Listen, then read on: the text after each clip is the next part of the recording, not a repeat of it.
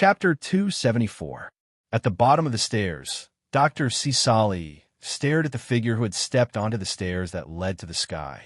This was the stairway to heaven, known as the Stairway of Seven Words. There was a legend about this Stairway of Seven Words within the organization. No matter who it was, as long as they successfully stepped onto the Stairway of Seven Words, they would obtain unimaginable power.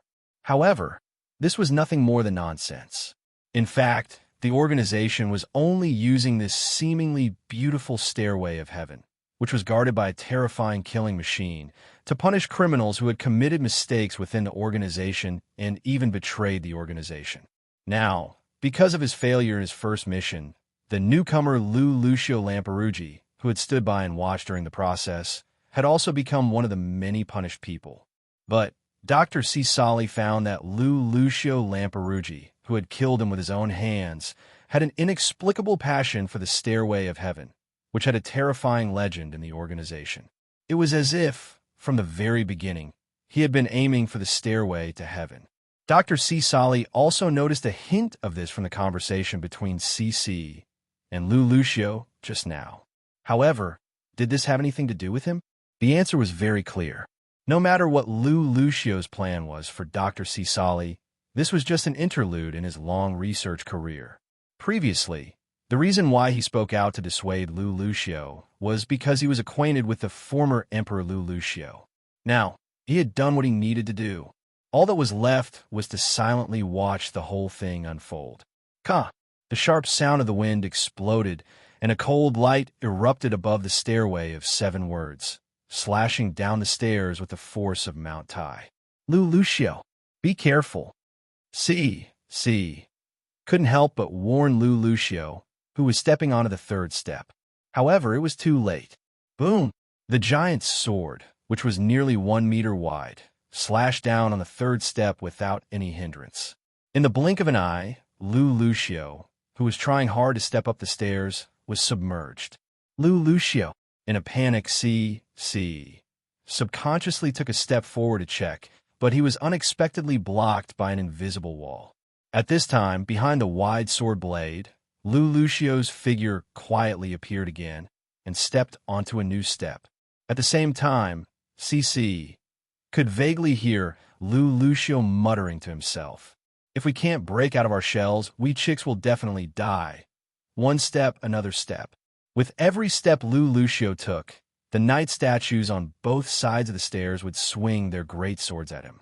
However, these attacks, which were enough to crush one or even several adults, could not hurt Lucio at all. After every slash, Lucio would always be able to step onto a new step unscathed and continue to move towards the top while mumbling. 10, 11, 12, 13. Dr. Cisali, who was watching from the sidelines, finally showed a trace of surprise when he saw Lucio step onto the 14th step. Among the many sinners punished by the organization, the one who could last the longest under the sword of these knight statues was only the 13th step. At the bottom of these 13 steps were countless souls that had died tragically. The Savior really exists? Suddenly, Dr. Cisali remembered the plan that the dead emperor insisted on. Heavy, incomparably heavy. With every step, it was as if a mountain would descend from the void and press down on Lucio's shoulders. Moreover, the sharp sound of the wind that constantly attacked above his head was constantly eroding Lucio's will. As long as Lucio relaxed a little, the giant sword of the knight statue would definitely cut him into pieces. So this is the curse you speak of, right? Lucio vi Britannia. Lucio raised his head and looked firmly at somewhere high above. We meet again. Inspector Ray Minkai. Yes, and our cute little cat.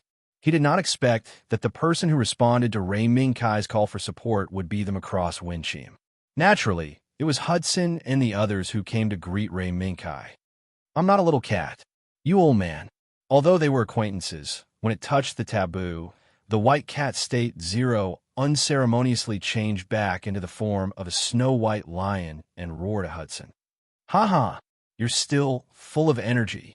Your Excellency State Zero. I was rude." Hudson laughed, and easily deflected state Zero's threat. Captain Hudson, I'm sorry. I remember that your mission shouldn't be in this part of the universe. Although Ray Minkai felt relieved that Hudson and the Windsheam were here, he was also a little confused. Unexpectedly, Hudson sighed. We were chasing a criminal. Unfortunately, he escaped. That was another matter altogether. Now, why don't I introduce your new friend to you? I believe that in the near future, we will become comrades. As Hudson spoke, he looked at Ziliku and Titania who were guarding the coffin, as well as Barnilla and his family who were surrounding Ziliku and Titania. After the arrival of the Macross Windsheam, Ziliku and Titania's departure was a foregone conclusion. No matter how Barnilla and Cosina tried to persuade them, the result was the same and could not be changed. However, after Gothdad looked at Lei Minkai silently, he reached out and patted Lei Minkai's back. From the beginning, I felt that you were not simple. But this is good too. I believe that you have the ability to free Ziliku from that damned fate. Yes, I will do it. This, I promise you in the name of the Queen's Knights Protector. It was rare for Ray Minkai to make a promise in the name of the Knights Protector for the first time. The Queen's Protector Knight. Gothdad looked up thoughtfully at the Macross Windsheam hovering in the sky above Golfy City and nodded his head silently. Ever since this huge warship appeared in the sky without any warning, the clamor around Golfy City stopped. Such a change made Gothdad come up with some guesses, but at the same time, he was relieved. To be able to do this, he believed that they could free Ziliku from that endless fate. Captain, it's time to return. After Feng Ling, Er's image appeared from the holographic projection. It was time for the Macross to depart. Goodbye, Ziliku. Take care of your body. After Barnilla's family said their goodbyes, the transport ship carrying Ray Minkai, Ziliku, Titania, and the coffin slowly lifted off and returned to the Macross Windsheam. Later, under Hudson's lead, Ray Minkai, Ziliku, and Titania came to the bridge. Sir Ziliku, please be at ease. We will take good care of the coffin and Lady Fianna's body. Adjusting his hat, Hudson made a promise to Ziliku before looking at Ray Minkai. Captain, don't mind me. On this warship, you are the commander. Ray Minkai shook his head, indicating that he would not give orders to this warship. Ha! Thank you, Sir Inspector. Then, Macross Windsheam, set sail. After leaving the atmosphere, start the hyperspace transition program. Target, City of Stars. Order confirmed. Macross Windsheam, set sail. A few hours later, the Macross Windsheam successfully entered the hyperspace route. Lei Minkai felt the familiar pressure that was unique to traveling through the hyperspace route.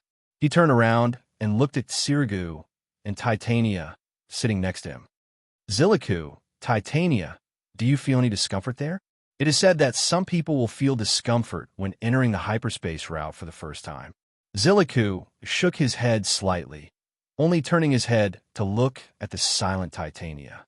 At this moment, although Titania did not look any different on the surface, in reality, the number of artificial organs in her body that were on the verge of death due to the rapid deterioration of the artificial blood was increasing.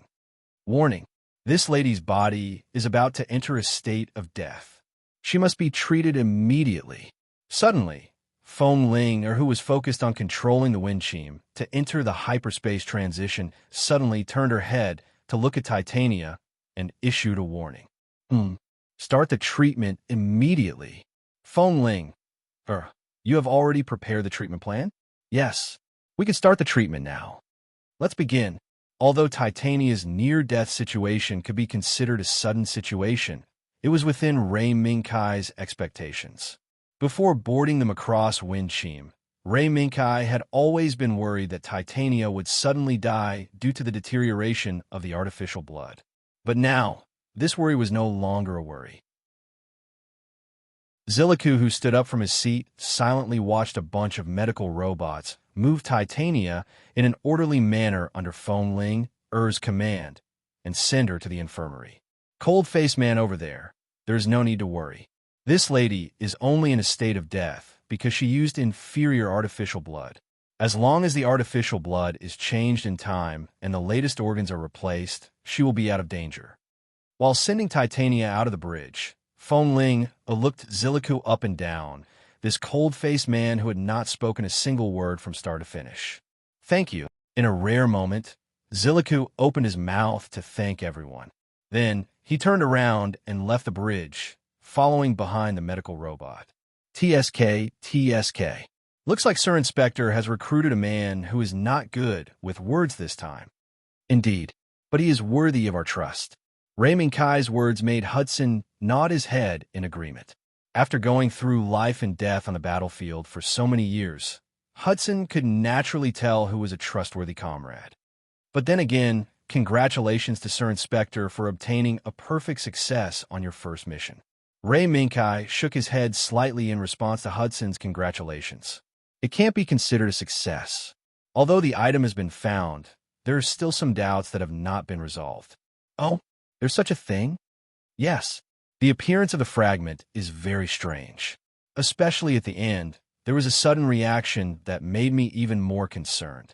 I'm afraid that I will only be able to get an answer when we return to the City of Stars. Seeing Ray Minkai's doubtful gaze, Hudson nodded his head in agreement. Although he was already the captain of the Macross wind team and had been in this universe for a very long time, there were still many secrets that he did not know about hidden in the starry sky. After this, they did not speak on the way back. On the way back to the City of Stars, Ray Minkai did not see Ziligu appear in any place other than the treatment room or the storage room where the coffin was placed.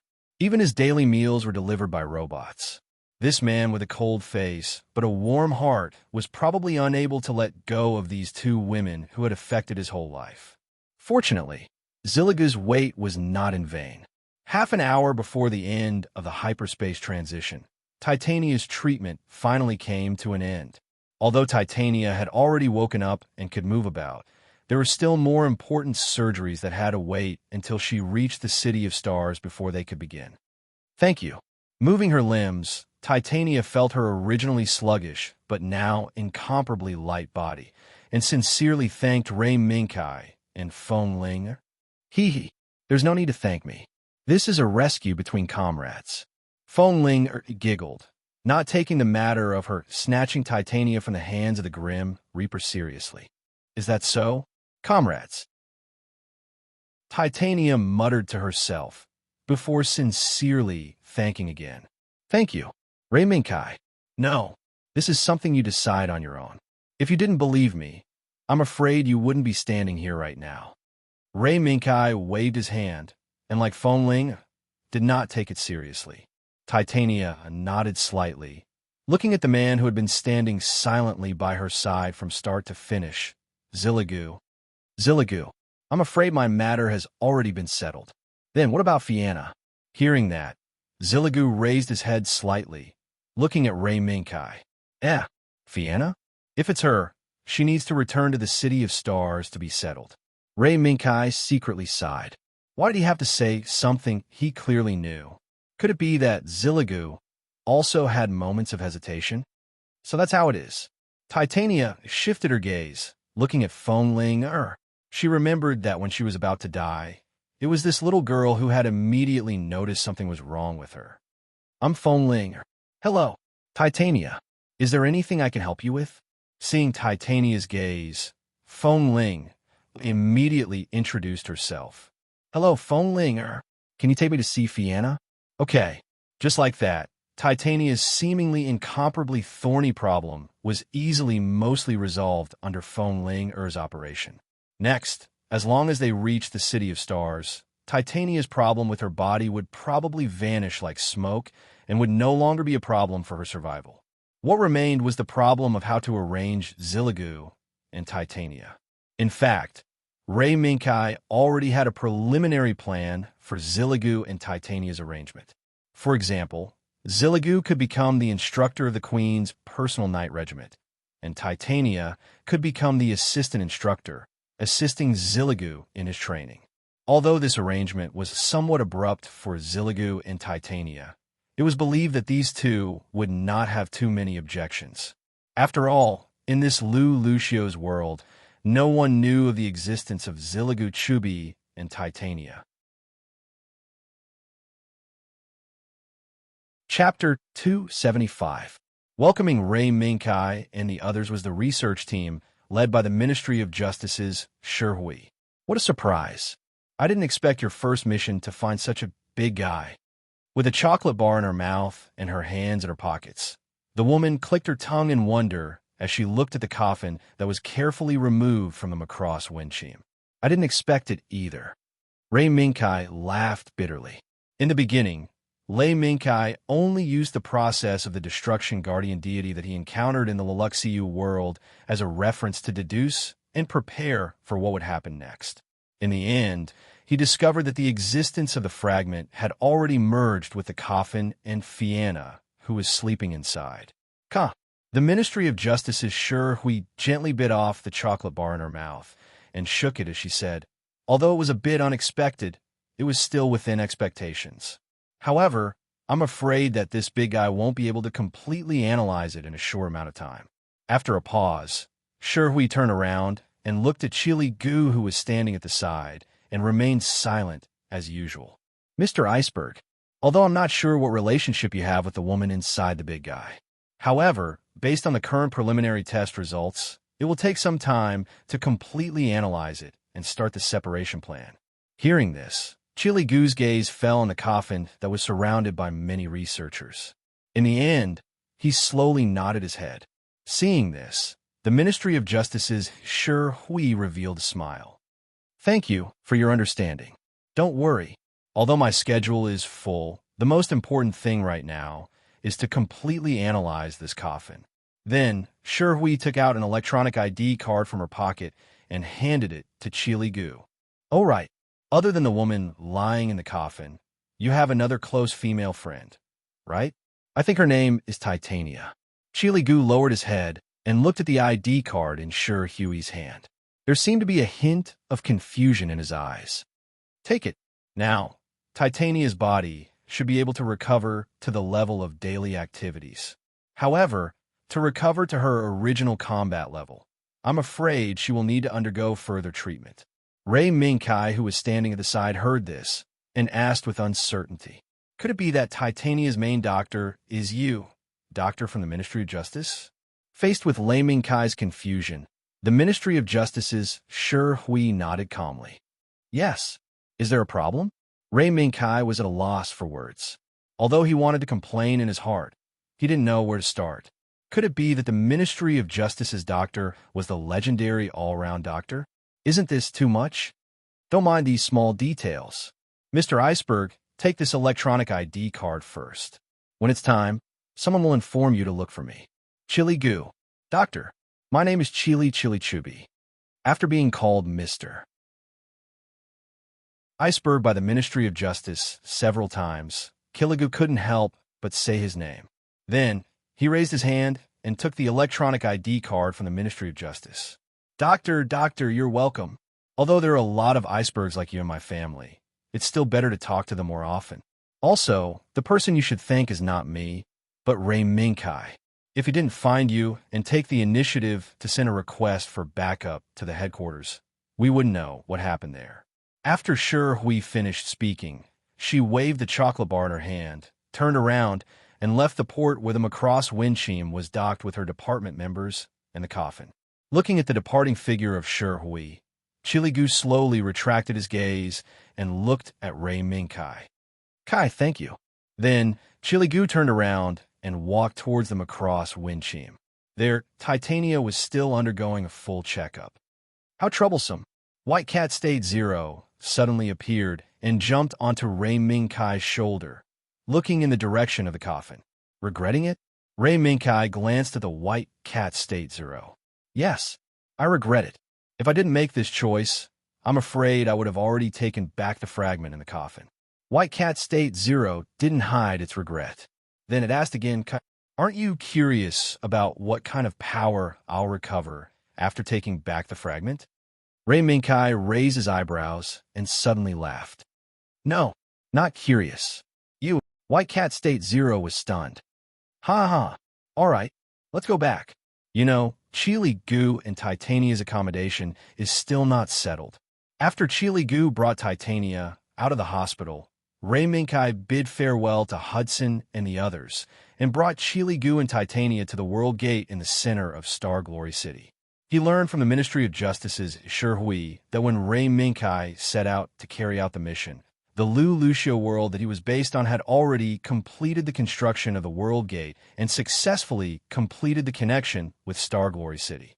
As long as the relevant personnel had a pass, they could use this World Gate to freely travel between the Lu Lucio world and Star Glory City.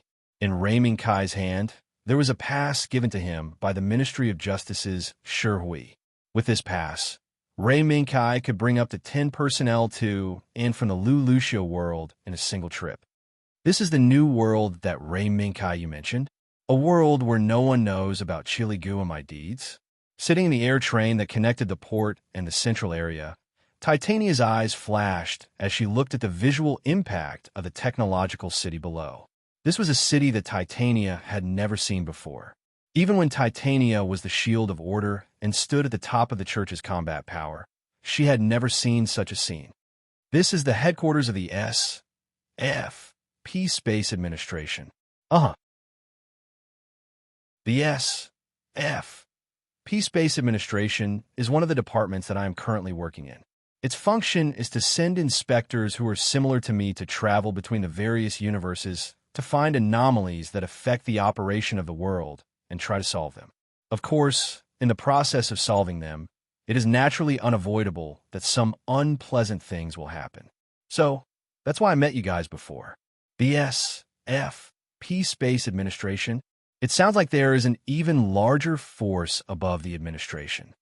Titania, who came from the Mathiura Church, immediately grasped the key point. Yes.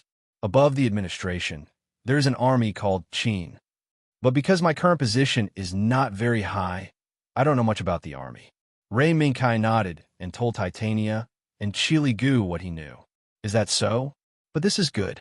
According to what you said before, now Chili Gu and I can live freely in this city. Titania and Chili Gu seemed to have reached a consensus. The matter of communicating with others was all left to Titania to handle. And Chili Gu remained silent.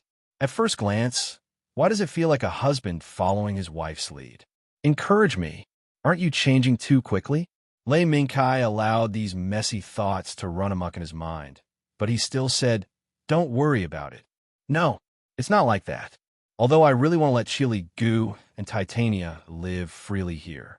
However, due to the special nature of the City of Stars, the residents living in this city must pass a series of strict examinations before they can obtain the right to live here. Therefore, Chili Gu and Titania, your residence is not in this city, but in the world where I came from.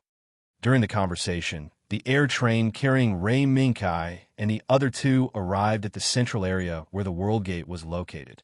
Under the guidance of the personnel waiting here, they passed through the World Gate and returned to the Lu Lucio world.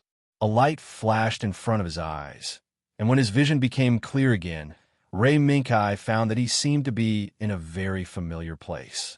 Immediately after, before Lei Minkai could figure out where he was, a familiar figure pounced on him and threw herself into his arms.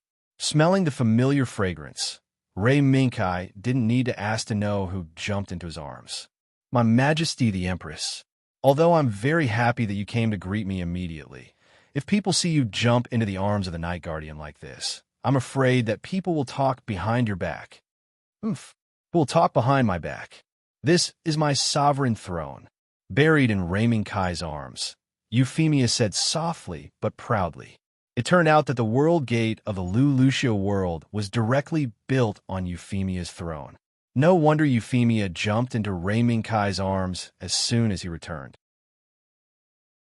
In this throne, in addition to the busy, intelligent robots maintaining the operation of the throne, there was Euphemia's confidant, the maid personally selected by Cornelia, and the personal guard knight who was transformed from many members of Department Q. Although Euphemia showed the sweetness of reuniting with her lover after a long separation, after noticing the appearance of Ziragu and Titania, Euphemia immediately returned to the role of an empress. After Euphemia gently left Rei Minkai's arms, she looked at Ziragu and Titania. Rei Minkai introduced the two to Euphemia. Your Majesty, this is Ziragu Chubby and Titania. They're the friends I made during this mission. For some reason, they suffered some misfortune in their original world, so I brought them back. After that, Rei Minkai raised his hand to his chest, bowed slightly to Euphemia, and introduced Ziragu and Titania to Ziragu and Titania. Ziragu, Titania, this is the monarch I serve, Her Majesty Euphemia Libertania, the Empress of the Britannia Empire. Ziragu and Titania looked at each other, then bowed in unison. Greetings, Your Majesty. Although Ziragu and Titania's etiquette was somewhat offensive, Euphemia didn't want to pursue this matter because the etiquette of the guy next to them was even worse. After all, compared to obsessing over etiquette, Euphemia was more concerned about what was so outstanding about Ziragu and Titania that Rei Minkai would bring them back to this world. No need for formalities. Your Majesty Ziragu Chubby, Miss Titania. It's nice to meet you. Right now, this isn't a suitable place to talk. Come with me. Euphemia secretly glanced at Rei Minkai, then sent out a signal for the maids guarding outside to come in. She led everyone back to the parlor that had already been prepared. At first, neither of them spoke. Only when more than half of the tea was consumed did Euphemia slowly speak. Miss Titania, if it's possible, can you tell me about your past? In fact, as long as Euphemia wanted to know, Rei Minkai wouldn't refuse her request. However, compared to learning from Rei Minkai, Euphemia was more interested in her own experience.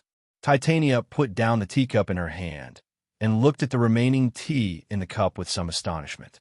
Ever since she became an altered human, how long had it been since she had experienced the taste of black tea so deeply? Could it be that after being treated by those people, her body had begun to recover the feeling that a normal person should have? However, this wasn't the main point at the moment. After putting away some of her messy thoughts, Titania nodded reservedly. When facing Euphemia, the Empress of the Empire, Titania's etiquette and reservedness that she should have as the shield of order of the Mathiaru Church gradually awakened and came online. Your Majesty, I was once the shield of order of the Mathiaru Church. Everything started from that time. In Titania's narration, the entire process of the heresy of glory was gradually presented in front of Euphemia and Rei Minkai with Titania's low and slightly hoarse voice. Titania's narration was very attractive. Not only Euphemia, even the maids standing at the side couldn't help but be immersed in the past of this woman who had once galloped on the battlefield. Especially when they found out about Titania's feelings that she wanted to confess but was hiding in the dark. The maids all cast curious gazes at Ziragu, who had remained silent all this while and vaguely gave them pressure. How did this iceberg-like man attract such an outstanding woman like Titania? If it wasn't for the existence of the Empress Euphemia, the maids would probably be chattering nonstop. The story would eventually come to an end. Titania's narration ended when Rei Minkai appeared and brought Titania and Ziragu here. Then, Euphemia suddenly stood up from her seat and walked quickly to Titania's side. She said sincerely, I'm sorry. She said sincerely, thank you very much for your generosity, Miss Titania. Now, I have a presumptuous request. I wonder if Miss Titania can agree to it? Titania was stunned, as if she hadn't recovered from Euphemia's sudden attack. Your Majesty, this is? Euphemia nodded slightly and said seriously, Miss Titania, I'm sure you're right. Although this is a bit presumptuous, I sincerely extend an invitation to you and Sir Ziragu Chubby. I wonder if the two of you are willing to become the instructor and vice-instructor of my personal knight regiment? Titania was stunned once again. She subconsciously turned around to look at Ziragu.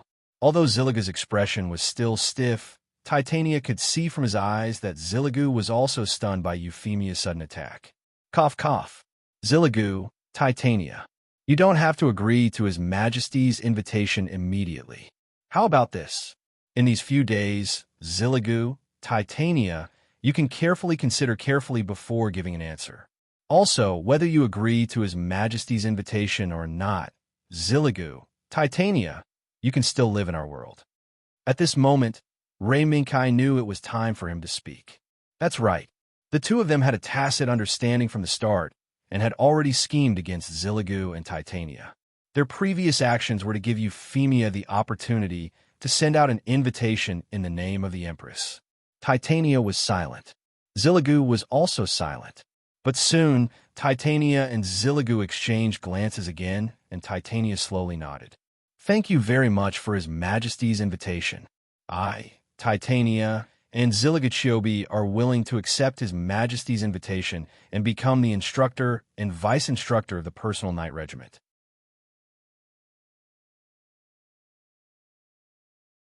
Chapter 276. Gather, Gather.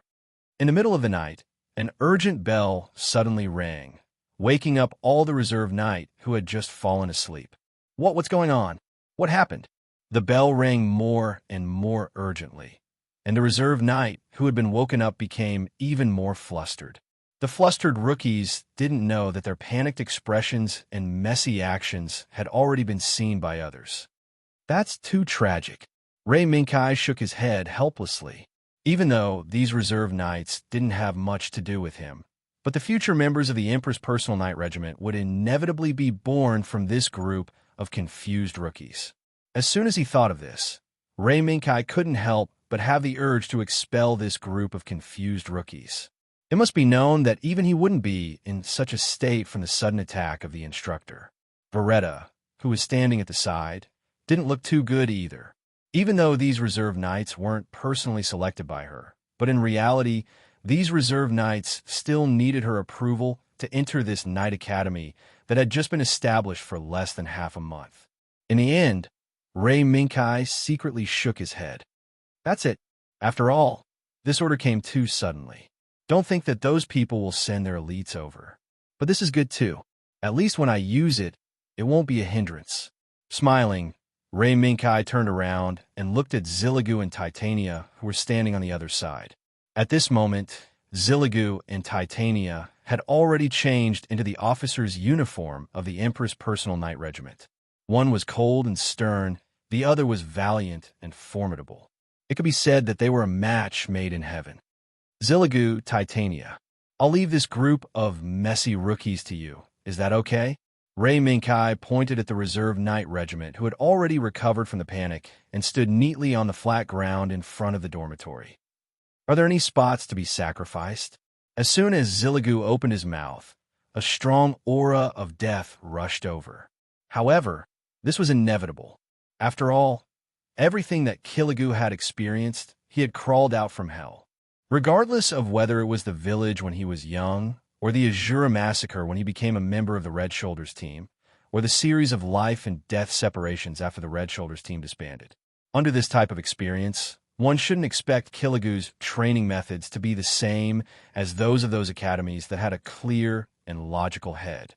My lord, Veretta instinctively reminded Rei Minkai when she sensed the meaning behind Killigu's words.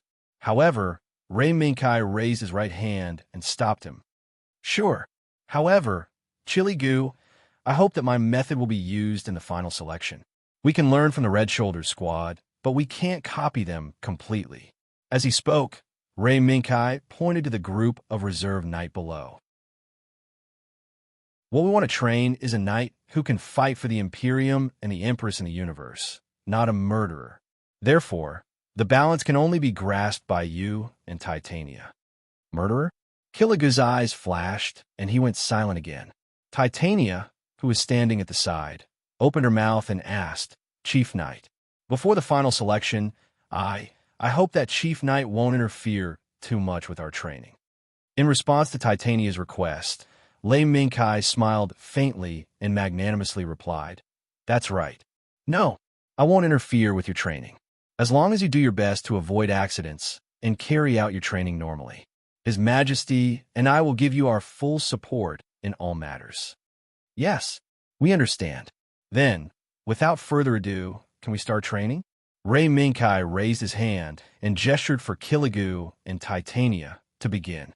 Killigu, let's go. This is our new life.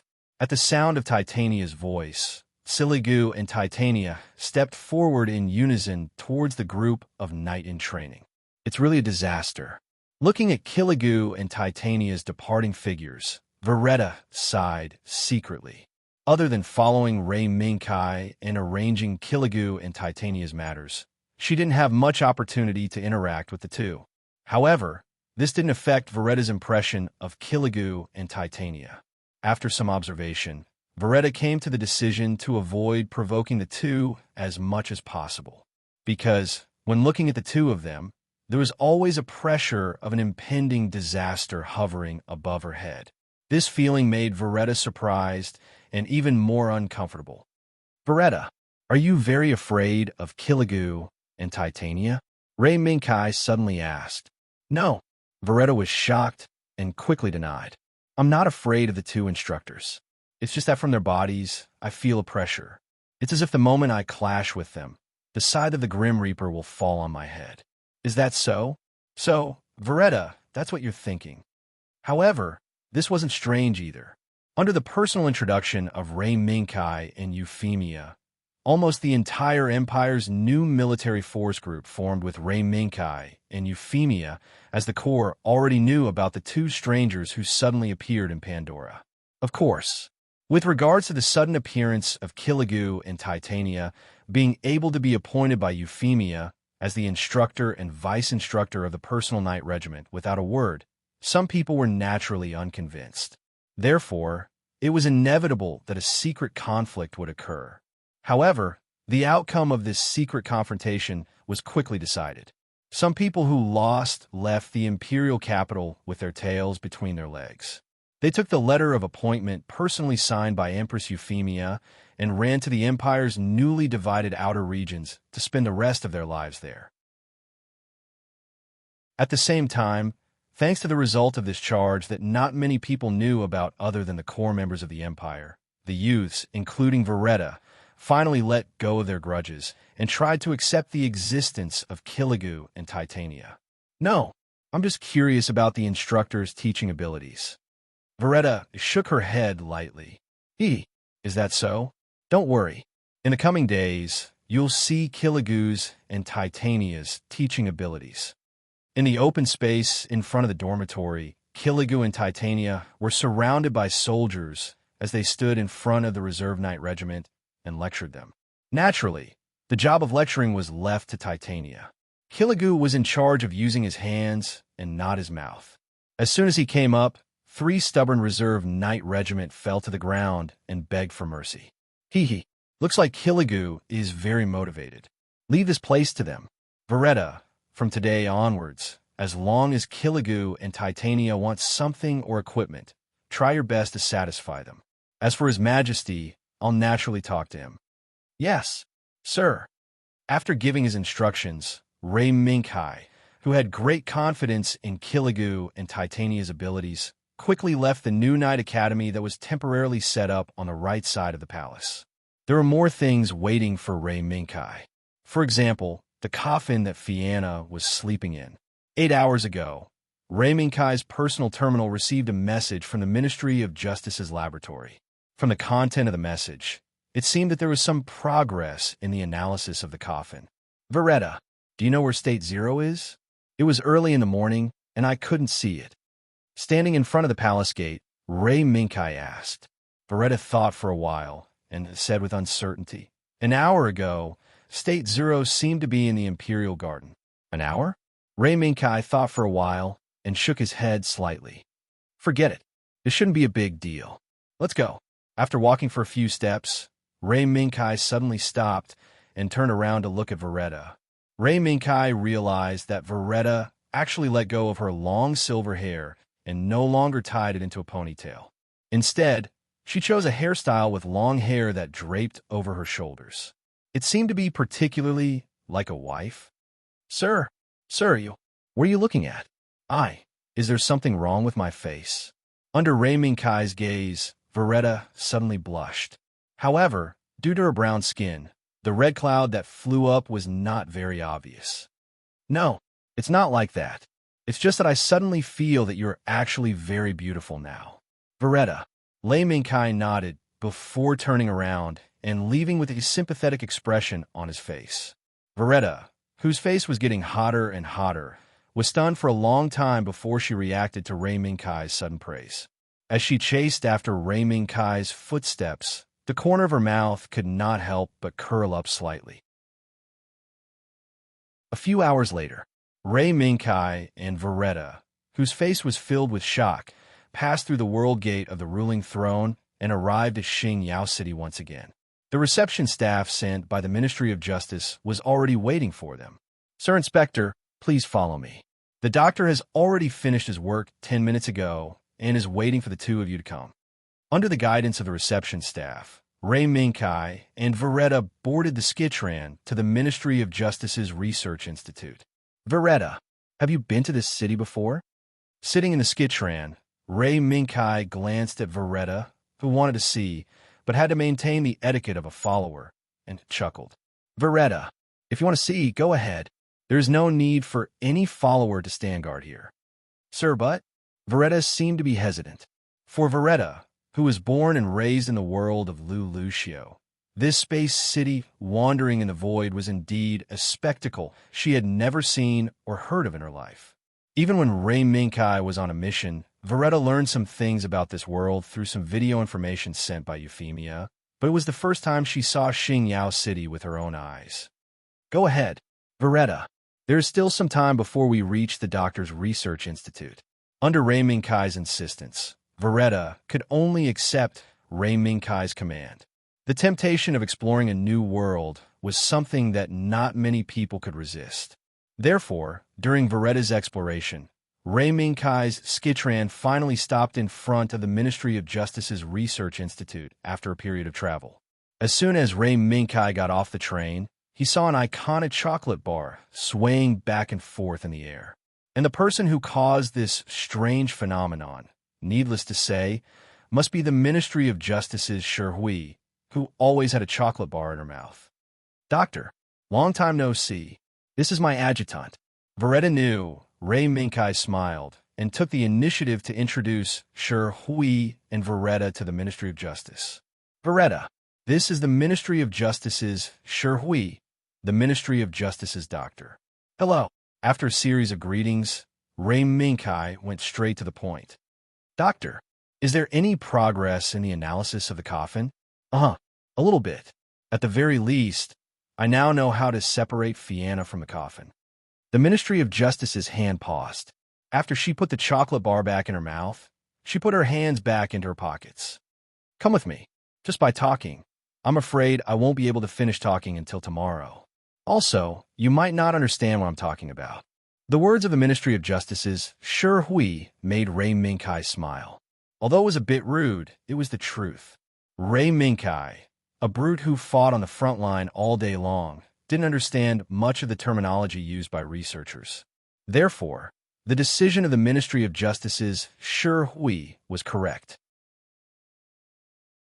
Compared to the confusing scientific research terminology, Rei Minkai preferred a straightforward way to witness it with his own eyes. After 10 fingerprints, voice, pupil, and other verification, Rei Minkai and Veretta finally followed the footsteps of the Ministry of Justice's Shi and stepped into an underground space located in the deepest part of the Research Institute. Here, countless lines were evenly distributed throughout the underground space from top to bottom. Moreover, in the air of this underground space, unmanned robots carrying test tubes and small equipment were shuttling back and forth in an endless stream. This is the periphery of Laboratory Zero. After entering the interior, these drones won't be able to see.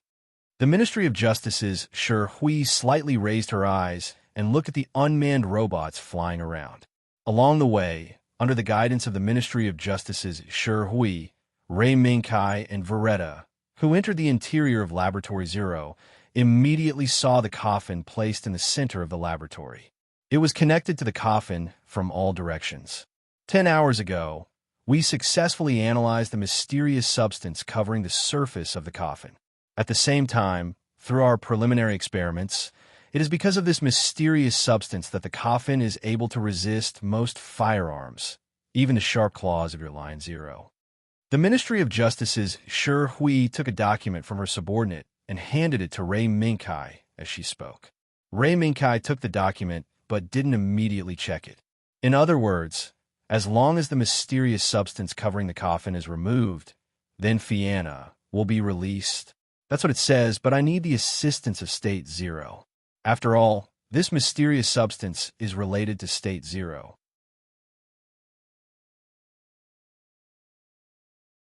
Chapter 277. It was still the same. Well, there were some differences. Unlike the previous experience when State White Cat Zero was placed in a glass jar, the current State White Cat Zero only needed to wear a small vest with 5 red and green wires connected to it, and it could connect to the coffin. Can this little thing really work? Let alone Lei Minkai. Even State White Cat Zero himself was puzzled by the little vest. Just by wearing a small vest, it could connect with the layer of mysterious substance covering the surface of the coffin. Wasn't a bit too much of a joke. Don't worry, it's just a preliminary test. Although we have completed the preliminary analysis of the mysterious substance, there are still more mysteries waiting for us to carry out the next step of in-depth research. So, for now, I'll have to trouble you to wear this vest and cooperate with our work. The chocolate bar swayed up and down along with the movement of her lips. The Ministry of Justice's Shi Hui did not even lift her eyes as she quickly typed on the keyboard while explaining the origin of this little vest to State Zero and Lei Minkai. This is the synchronous resonance suit that we developed in the process of analyzing the mysterious substance.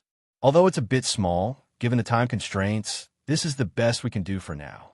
So, please bear with it, State Zero. White Cat Zero looked down at the small vest that covered most of its body, slightly twitched its mouth, and said no more. Ray Minkai asked, "Next, are we going to develop a bigger synchronous resonance suit that can be worn by adults?" Minister of Justice Shi pondered for a moment. Whether we develop it or not depends on whether the analysis work this time is successful and whether such a situation will occur again in the future. Minister of Justice Shi raised her hand to take off the chocolate bar in her mouth and pointed at the coffin from afar. To be honest, we still don't know if this is a special case or if there is a considerable amount of imagination. According to our analysis, although the layer of mysterious substance is very strange, it is not difficult to see that the appearance of these mysterious substances is influenced by human factors. Human factors?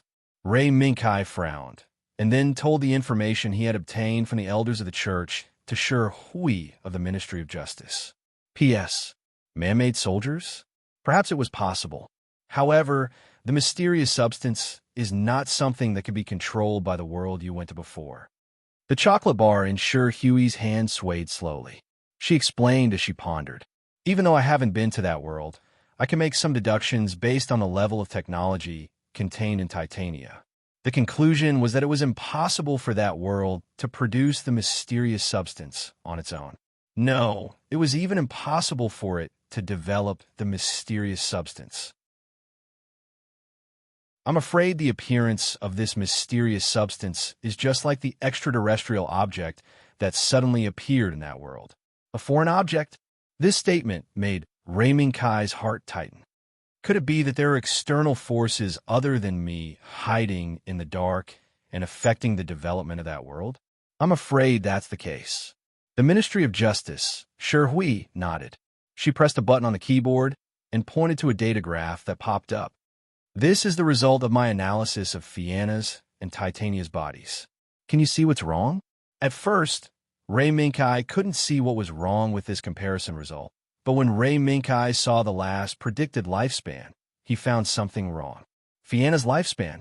Yes, because Fianna was the #1 PS, she could only have a short lifespan of 2 years.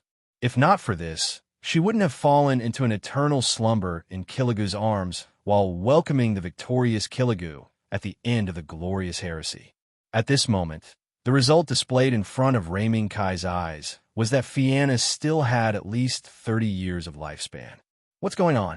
Under Lei Minkai's puzzled gaze, Shi Hui of the Ministry of Justice shrugged her shoulders. Her eyes also revealed an inquisitive light. Very surprised, right? A person who has clearly been dead for a long time is actually detected to have at least 30 years of lifespan. I don't believe that this change has nothing to do with the mysterious substance. Then, Sherhui of the Ministry of Justice raised her head to look at the time. All right, let's not talk too much. State Zero, if you're ready, we'll begin. State Zero, who was already prepared, nodded. The experiment began. However, this experiment unexpectedly took a few days. But when the artificial sun in Starlight City switched between day and night mode for the 5th time, the fatigued Ministry of Justice, Sherhui, ordered her equally fatigued subordinates to temporarily disperse and enter a period of rest. After all her subordinates left, Sherhui fiercely bit off a large piece of chocolate and said with some indignation, "Our conjecture was correct. This mysterious substance was indeed artificially placed in that world. Although in the previous experiment, we were tricked by the counter-program hidden in the mysterious substance, but we still gained something. That's all you have." With the help of Ray Minkai, the white cat, who had taken off its vest, jumped onto the table beside it. It looked at the crimson crystal on the table and shook its head slightly. Too little. For the white cat, even if it wanted to eat a bigger one. Such a small piece in front of it could not arouse the interest of the white cat at all. Quite a bit. State Zero, don't be too greedy. This is the result of the doctor's and everyone's efforts. Recalling the sudden crisis 2 days ago, Lei Minkai still had a lingering fear in his heart.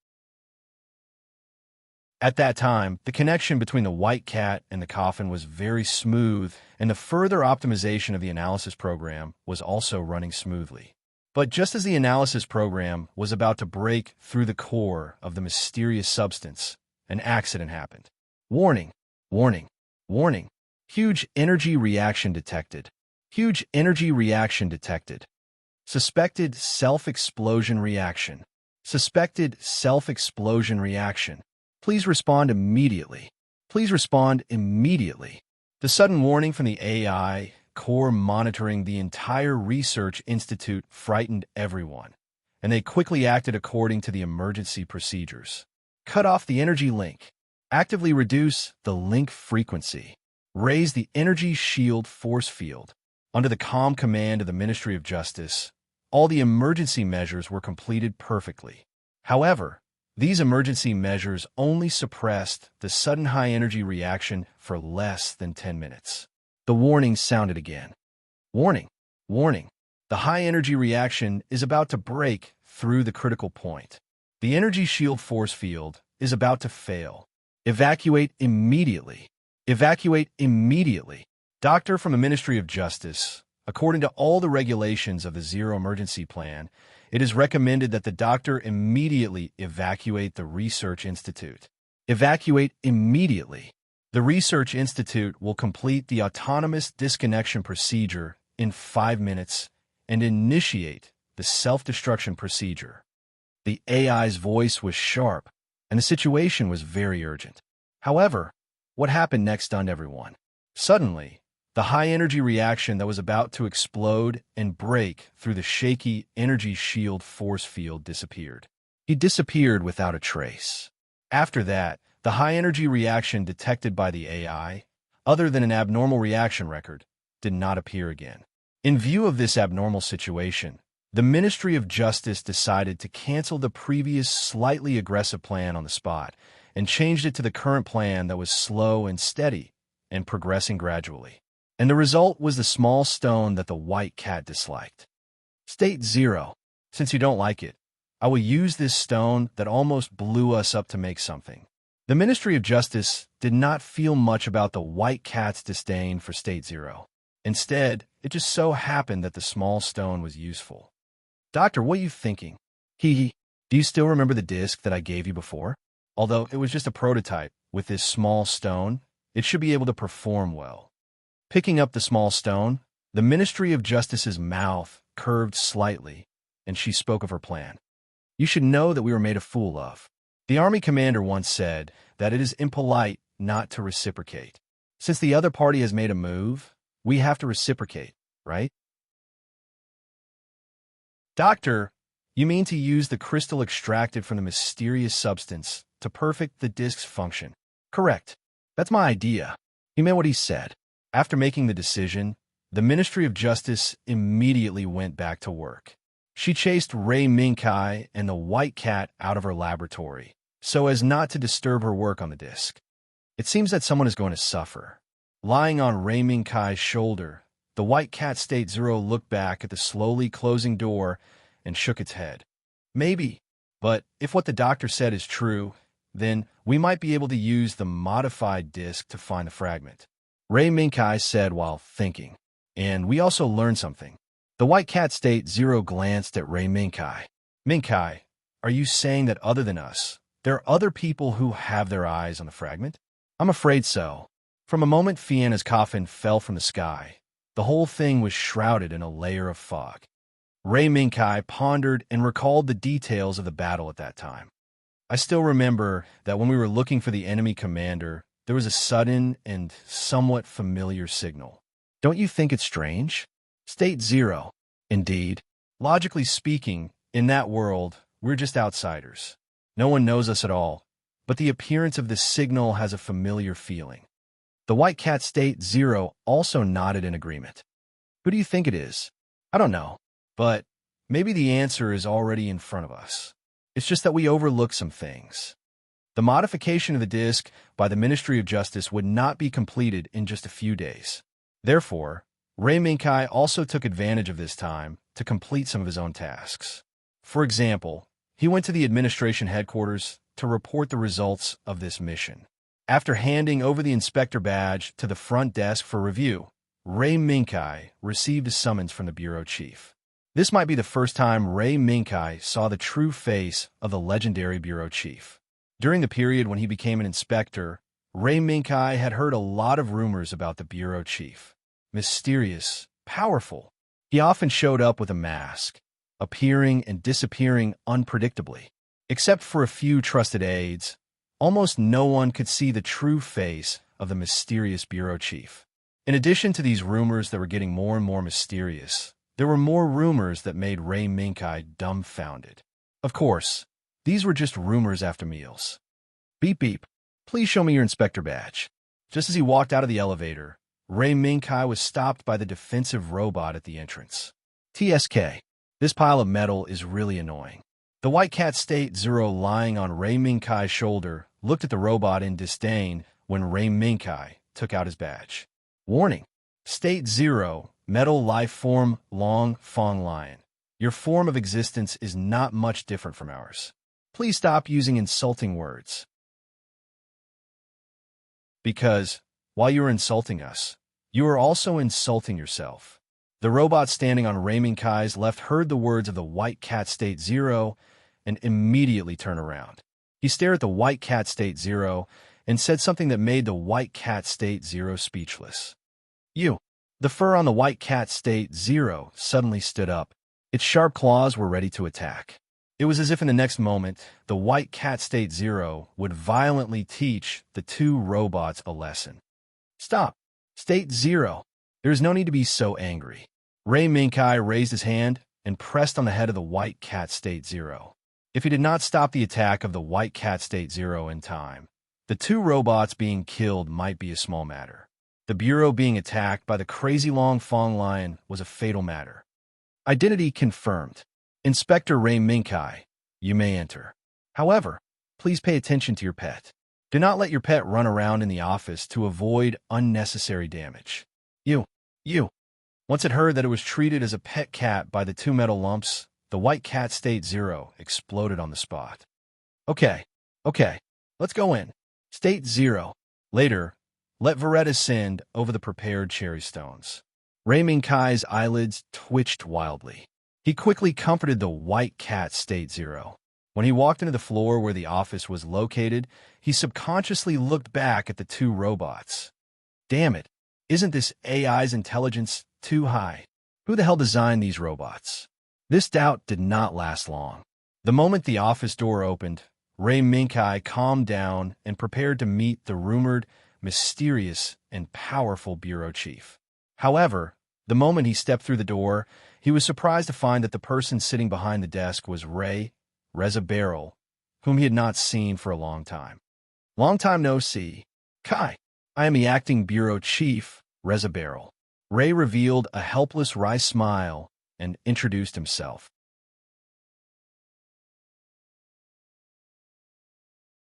Chapter 278. He never thought that it was Ray who was sitting on the throne of the authority. After a moment of shock, Ray Minkai saw the wry smile on Ray's mouth and immediately realized that there must be something strange about it. Ray, you were promoted to director?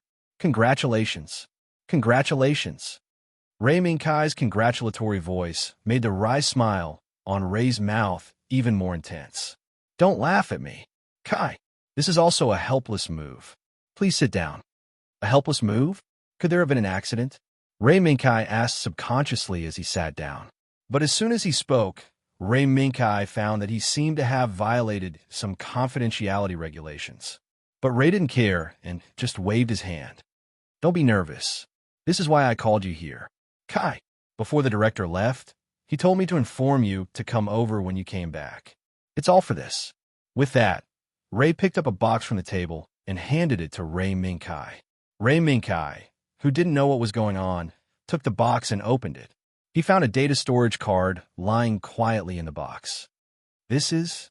Not long ago, the monitoring department detected an abnormal fluctuation from the depths of the space-time channel. According to the subsequent data analysis, we found that this abnormal fluctuation is somewhat related to the previous abnormal fluctuation related to you. Ray motioned Ray Minkai to look at the data while explaining. Is it a fragment? Ray Minkai looked at the data list that appeared in front of him and asked subconsciously. Maybe, but in fact, this abnormal fluctuation only appeared once. In the following time, no matter how much we strengthened the monitoring force, we couldn't detect this abnormal fluctuation again. Ray shook his head and continued. It seems that this abnormal fluctuation is like an illusion that suddenly appeared in the vast sea. What do you mean? Looking at the data in front of him, Ray Minkai had an idea. Go take a look. Kai, the space-time coordinates have been marked. As for the rest, it's up to you to decide. Although our administration has enough manpower to arrange this mission, considering that this abnormal fluctuation may be related to you, the director also proposed that you go directly to the abnormal space-time to check it out. Ray took a deep breath and continued. Also, I heard that you brought back a sample that is particularly important to the research project of the Ministry of Justice, right? I believe that the doctor will further develop equipment that can detect the abnormal fluctuations related to you and your long-toothed lion based on the samples you brought back. Ray Minkai could understand what Ray said. Furthermore, he believed that Sher Hui of the Ministry of Justice would be able to do it. However, before that, Ray Minkai still had some matters to attend to. Regardless of whether this is a clue related to the fragment or not, I will still go. However, I need some time to arrange things. Hearing Ray Minkai's words, Ray revealed a smile that everyone understood. After all, Ray Minkai was no longer alone. Instead, he was a knight captain of the Empress of the Empire. Even if the administration sent a lot of forces to consolidate Euphemia's authority in order to assist Euphemia, Ray Minkai, as her partner, still had a lot of work to deal with. Kai, we understand and support this. The job of an inspector is not only to complete the tasks of the administration, but also to deal with many affairs in the world they belong to and contribute to the development of the administration. I see. Then, wait. Ray stopped Ray Minkai, who was about to leave, then turned around and picked up a document from the desk. This is the analysis of the direction of the source of the abnormal fluctuations by the monitoring team. The results may be somewhat different, but it is the best result that the monitoring team can do in a short period of time. Thank you. Ray Minkai nodded and reached out to take the document. Right. If you can't make a choice, you might as well try to decide the order. Although that abnormal fluctuation was just a flash in the pan, we have reason to believe that it will appear again. So, even if it fails, there will still be a chance to succeed in the future. After returning to the residence that the administration arranged for him in the City of Stars with Ray's somewhat inexplicable words, Ray Minkai opened the document. Kai, this is the abnormal fluctuation that the blonde kid mentioned? During the conversation with Ray, White Cat State Zero, who had been silent, jumped directly on the table and looked down at the paragraph describing the abnormal fluctuation in the document. Three worlds? White Cat State Zero's gaze quickly swept through the paragraph on the document and finally stopped on the analysis results of the abnormal fluctuation. The analysis results showed that there were three possible sources of the abnormal fluctuation, namely the spacetime numbered X0069, X0071, and X0072. There are three speculated sources of the abnormal fluctuation. Although it is a little unexpected, it is indeed reasonable. Ray Minkai was not too surprised. One must know that this was directly locking on to three suspected target worlds through just one abnormal fluctuation.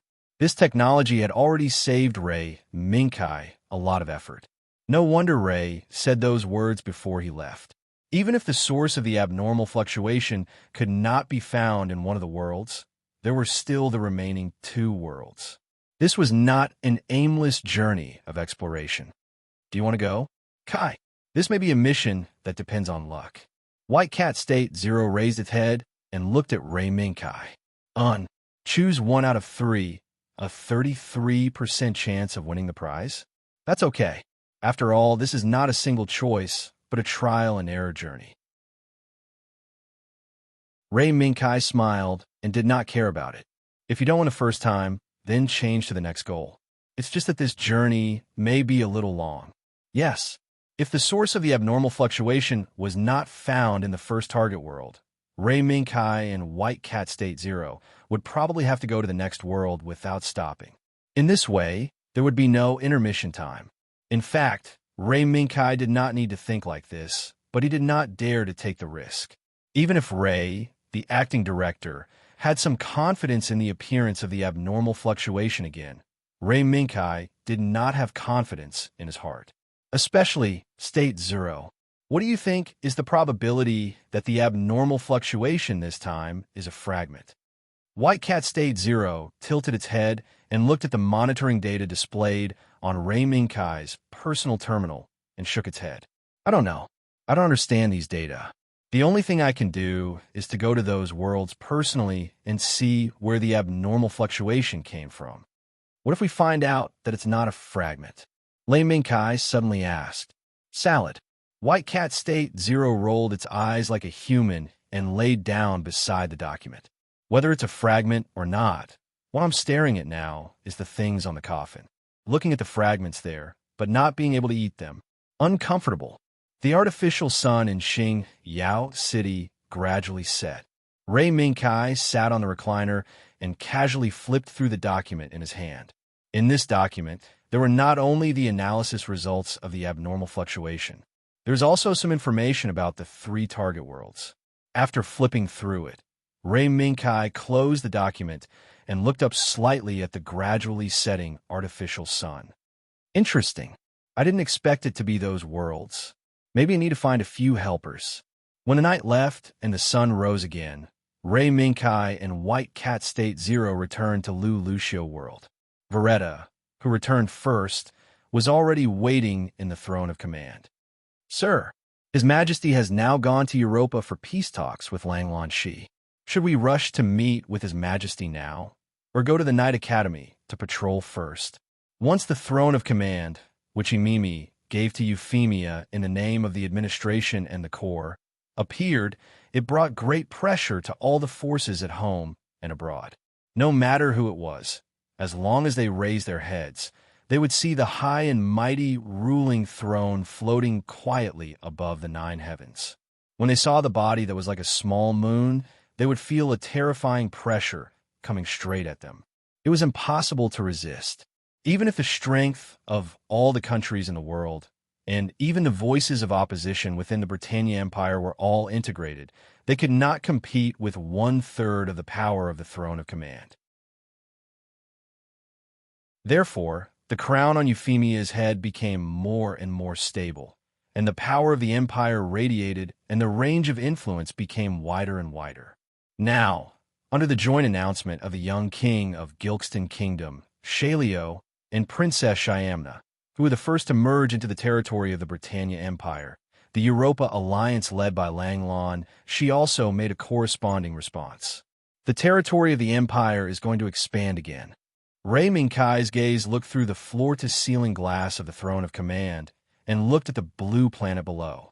The constant expansion of the Empire's territory brought about heavy work and personnel mobilization and many other matters. It was likely that Euphemia would not be able to leave and carry out missions with Rei Minkai in a short period of time.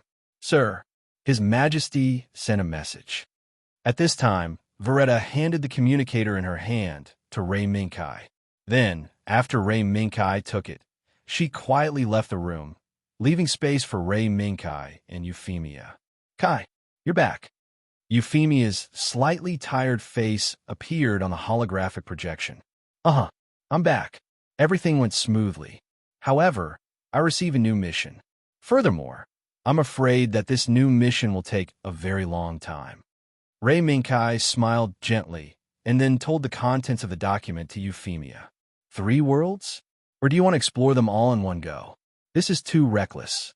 Kai, with your strength alone, you can't complete the mission in a short period of time. Euphemia exclaimed. Rei Minkai shook his head and raised his hand to pat the white cat State Zero, who closed its eyes and pretended to sleep on his shoulder. Actually, I also thought of forming 2 small teams as the vanguard to go to the target world to fight in the front line. But due to some reasons and the fact that there's only one tusked lion State Zero, I could only give up in the end. At the same time, White Cat State Zero impatiently slapped Rei Minkai's hand away and said, "Only I can detect the abnormal fluctuations whether it is a fragment or not. Therefore, even if Kai sent a small team to explore the other 2 worlds, it would be a waste of effort." Is that so? It seems that we have no other way. Kai, promise me, before I come back from Europe, you have to wait for me. Even if I can't carry out the mission with you now, I want to see you set off with my own eyes. I will. UFFI. Now, I will go and prepare first. The short communication ended. The princess and the knight began to busy themselves with the matters at hand at this moment. When the sun rose to the highest point in the sky, Rei Minkai and Veretta came to the place where Ziliku and Titania were training the reserve knight. Sir, during this period of time, the 2 instructors, Ziliku and Titania, jointly proposed a training document and received His Majesty's approval.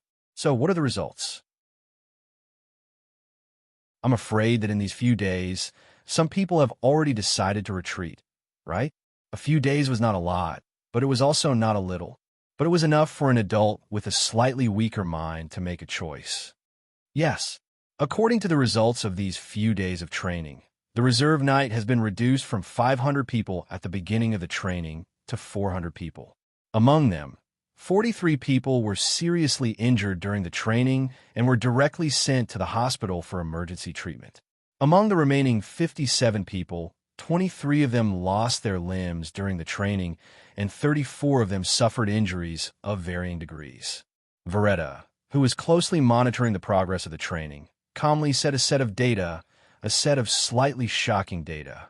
Fortunately, there seemed to be no deaths. There were no accidents where the students died during the training. Rei Minkai pondered for a moment and asked, "Yes, under the circumstances where the administration provided several medical teams in advance, all the students who suffered different degrees of injuries have recovered, including the students who lost their limbs." Yes. However, before these heavily injured students recover, they unanimously requested to withdraw from the Knight's Personal Guard Regiment. At this point, Veretta's face seemed to be a little embarrassed. It had only been a few days since the training began, and there was a joint request from 1/5 of the Reserve Knight Regiment to withdraw from the training. This situation was probably the laughing stock of the Empire's nobles. Approve it. Veretta, if there are other students who make the same request in the future, immediately approve it unconditionally. Rei Minkai did not want to say anything to these Reserve Knight Regiment who did not know how to recognize Mount Tai. They did not even try to suck up to the powerful motivator and were scared away by the difficulties in front of them. This kind of Reserve Knight Regiment, even if they passed the test later, would still be a hidden danger. So in for a penny, in for a pound, simply let them go.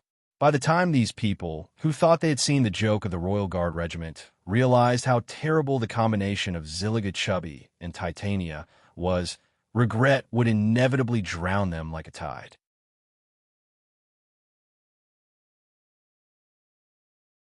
Chapter 279. Da-da-da-da-da. Boom, boom, boom. The sound of gunfire came like a storm, and the boundary of the abyss of death seemed like it would break through reality in the next instant, bringing all of the young knight crawling on the ground into the abyss of eternal damnation. TSK. As expected of a demon, he actually dares to make such a scene. In this group of young knight, a young man with a trace of craftiness in his eyes muttered unhappily, "Don't talk. Pay attention to the surroundings. I think I can hear the sound of KMF moving." Beside the young man who was muttering, another young man whose face was smeared with mud looked around cautiously. However, his words did not attract the attention of his companions, and instead, it attracted the ridicule of his companions. Don't joke around. No matter how powerful that demon is, it is impossible for him to move KMF over. In the midst of the gunfire that was used to simulate a real battle environment, familiar bodies walked out from the surrounding smoke and raised the machine guns in their hands uniformly, pointing at the group of young knight who were crawling on the ground. Kacha! At this moment, the sound of bullets being loaded instantly caused the previous gunfire and the huge pressure brought by the demon that the young knight spoke of to explode on the spot. Hurry! Hurry and run! That demon actually used Sunderland. This is not training. This is a TU kill. The appearance of Sunderland made these young knight, who had collapsed on the spot, immediately break into a run. They simply did not care about the gunfire and explosions that were still ringing around them. Suddenly, a young knight who was running at the front suddenly had a sound under his feet. Immediately after, a fireball exploded, and in the blink of an eye, the young knight's legs were blown away. The blood-curdling scream pierced through the air, suppressing all the other sounds on the spot, and directly pierced into the ears of everyone present. However, even if they saw their companions fall, the young knight at the back did not dare to stay in the same place. They could only brace themselves, clench their teeth, and charge forward towards the finish line. Tears of panic and screams of terror rang out incessantly, serving as a guiding signal for Sunderland to advance from behind. Between the Sunderland helicopters chasing after the young knight, there were also white ambulances with Red Cross emblems shuttling back and forth, rescuing the wounded who had been blown to the ground. They quickly treated the wounds according to the battlefield treatment plan. After maintaining basic vital signs, they were sent to the rear for comprehensive medical treatment. It seems that we have become demons in the eyes of those young men. Killigu. On a hill not far away, Sirgu and Titania stood side by side, silently looking down at the training ground that was no different from a real battlefield. They looked at the young knight who was rolling in blood and fire. Killigu fell silent. Even when he was talking to Titania, he rarely showed his attitude. However, even so, Titania was still able to see through Killigu's thoughts from his face, which was as cold as an iceberg in the eyes of ordinary people. Titania raised her head and looked at the throne hanging high in the sky. It was only slightly smaller than the moon. Today was the day that the young man who brought Killigu and Titania to this world and gave them a leisurely but fulfilling life was going to carry out his mission. Queen Euphemia, who Killigu and Titania had sworn allegiance to a few days ago, also led everyone to the throne to send off the knight. Killigu, do you want to go? Titania knew the dilemma in Killigu's heart. On one hand, it was rare for him to be able to escape from the endless battles and obtain a relatively peaceful life. On the other hand, Rei Minkai's help without asking for anything in return made Killigu very uneasy. Both Killigu and Titania could feel Rei Minkai's intentions. They knew that Rei Minkai was sincerely helping them. However, up until now, other than Rei Minkai and Euphemia working together to recruit them, the help the Queen and the Knight had given them had far exceeded the negative impact of the former. Killigoo gazed at the throne in the sky and shook his head slightly.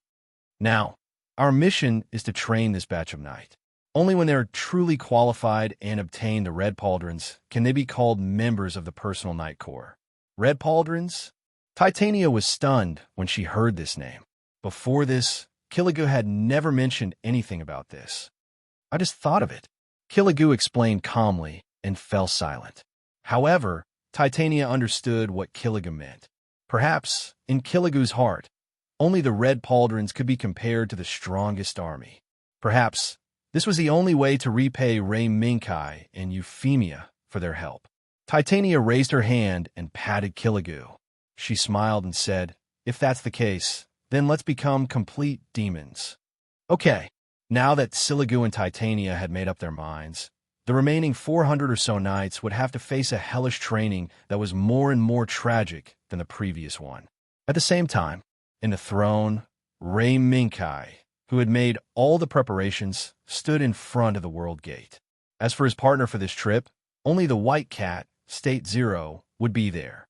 As the queen of the empire, Euphemia was at a critical juncture of integrating the world's forces. She could not leave this world to carry out the mission with Ray Minkai. Besides, it wasn't that Euphemia hadn't thought of letting Cornelia and Valletta set off with Ray Minkai on her behalf. However, she was too busy with the Empire's affairs at hand to think about it. Ray Minkai's departure required someone to temporarily take charge of the personal Knight Corps. The only suitable candidates were Cornelia and Valletta. However, Valletta had the important task of coordinating the Reserve Knight Corps' training and integrating various intelligence reports. Therefore, the only suitable candidate was Cornelia. "Kai, I'm sorry. I can't go with you this time. Moreover, the pirate Gauda has become the symbol of the Empire. You can't take him away for the time being." Euphemia's brows were still furrowed. No matter how she thought about it, she could not provide Ray Minkai with any help that could increase his combat power. "No, UFFI, you have done well enough. Now that you have just ascended the throne as the Empress, you should be the first to use the power that we can. You don't have to worry about me here. No matter what, I still have State Zero, right?" While Ray Minkai comforted Euphemia, the white cat State Zero on Ray Minkai's shoulder also nodded. "Don't worry, Your Majesty. We have a common destiny. We can't do without anyone. Therefore, Kai and I will return safely. Your task is to integrate the Empire's power."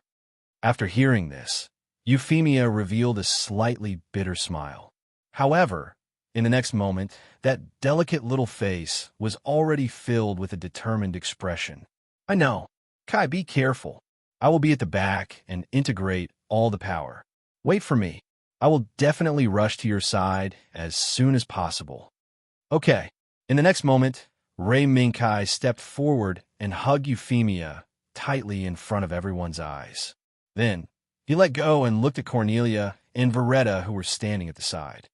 "Your Highness Cornelia, Valletta, I will leave Her Majesty to you. Don't worry, Euphemia is not only the Empress of the Empire, but also my sister. Before I fall, no one can hurt Euphemia." "Yes, sir. Prosperous martial arts." With the blessings of Euphemia, Cornelia, Valletta, and the others, Ray Minkai resolutely turned and walked into the world gate. Half an hour later, Ray Minkai boarded the space battleship that had been waiting for a long time at the port, Macross Windchime. Old friend. Unexpectedly, the ship supporting Ray Minkai's operation this time was actually his old friend, Windchime. "Ha ha ha, Your Excellency, Inspector. I didn't expect us to meet again so soon." Amidst the laughter, Hudson, who appeared to be 25 years old but was actually a 70-year-old old man, walked down from the jeep parked to the side. "Captain Hudson, hee. I didn't expect the ship supporting us this time to be Windchime. We have met again." Hudson's face turned serious as he saluted Ray Minkai and said, "Your Excellency, Inspector, the Macross Windchime is ready. I am Captain Hudson S. William. Please give me your orders." "Captain, let's go. We will talk about other matters on the bridge." Ray Minkai returned the salute. "Yes, The Macross wind chime has completed all resupply operations. Now, we will begin the Operation 806 issued by the administration. Tower, please unlock the restraints and guide the ship to a safe route. This is the Tower. Mission serial number confirmed. Route cleared. Unlock the restraints. The Macross wind chime, please enter route LX000036. Understood. Route LX000036. The Macross wind chime is advancing at a slight speed. In the bridge, Feng Ling was constantly communicating with the tower in Star Glory City spaceport in order to smoothly enter the hyperspace route in the shortest time possible. Captain, you don't have to call me Inspector anymore. You can just call me by my name. Before he sat down, Lei Mingkai remembered that Hudson had always called him an inspector. This is a necessary etiquette. Your Excellency, Inspector. But in private, I will directly call you by your name, and Your Excellency, you can also directly call me by my name. It's just that we are currently in the middle of a mission. Unexpectedly, Hudson seemed to be very insistent on the mission's discipline. In the end, Ray Mingkai could only agree with Hudson's words. Feng Ling, how much time is left until we enter the hyperspace route? It is estimated that we will enter the hyperspace route within 10 minutes. Now that the route has been cleared, all the factors that will cause the Macross wind chime to enter the hyperspace transition within the scheduled time have been reduced to 0. 1%. Feng Ling, answer made Hudson nod his head in satisfaction. Then, he turned his head to look at Ray Mingkai. Your Excellency, Inspector, after the Macross wind chime enters the hyperspace route, we will still be at least 3 hours away from the nearest target world. Would you like to rest first, or would you like to check the latest information on the 3 worlds? The latest information? Ray Mingkai's gaze moved, showing interest. Yes, 3 hours ago, the monitoring department finally finished gathering and analyzing all the data. I have already had Feng Ling send a report to Your Excellency's personal terminal. Hudson's method made Ray Mingkai very satisfied. Then, I will return my room first and check the latest information. All right, before we reach the target world, I will inform Your Excellency. Saying this, Hudson raised his hand to look at his watch. It was now exactly 1 o'clock in the morning. Then, I wish Your Excellency a good dream. Following Feng Ling's guidance, when Ray Mingkai returned to the room arranged for him, the white cat, State Zero, who had been quietly lying on Ray Mingkai's shoulder, suddenly jumped and landed on the table. Kai. Information. The white cat, who was squatting on the table, raised its pair of slightly golden eyes and looked at Ray Mingkai as he placed his personal terminal on the table and opened the latest information he received. It's here. As soon as the holographic projection was opened, the white cat extended its right paw and pointed straight at the information on the right. The urgency shown by State White Cat Zero made Lei Mingkai puzzled, and at the same time, he frowned slightly. State Zero, you can feel the existence of the fragment just by relying on a piece of information. In the end, the white cat just shook its head. It's just intuition. In fact, I don't feel the existence of the fragment. The white cat got up, circled around the holographic image released by the personal terminal a few times, and then lay on the table. I can't feel it, but my intuition tells me that there must be something there. The white cat's confident tone made Ray Mingkai frown even deeper, but he did not say anything and only enlarged the information that the white cat cared about. Number X0069. After taking a closer look, Ray Mingkai's brows relaxed first, and then raised slightly. It's actually this world. Although the information presented in front of him did not state what kind of world it was, it could be seen from the attached image of the void filled with countless wreckages, and the blue planet in the deepest part of the image that the world named X000069 was. This was because in front of Lei Mingkai's eyes, in the middle of the gravel belt that was filled with countless wreckages, there was a battleship wreckage floating in the air. Although it had been beaten to a pulp, one could still vaguely recognize its original appearance. That was the Magellan-class battleship in the Gaudi UC era that had high hopes, but because of the emergence of the MS, it became dimmer and dimmer.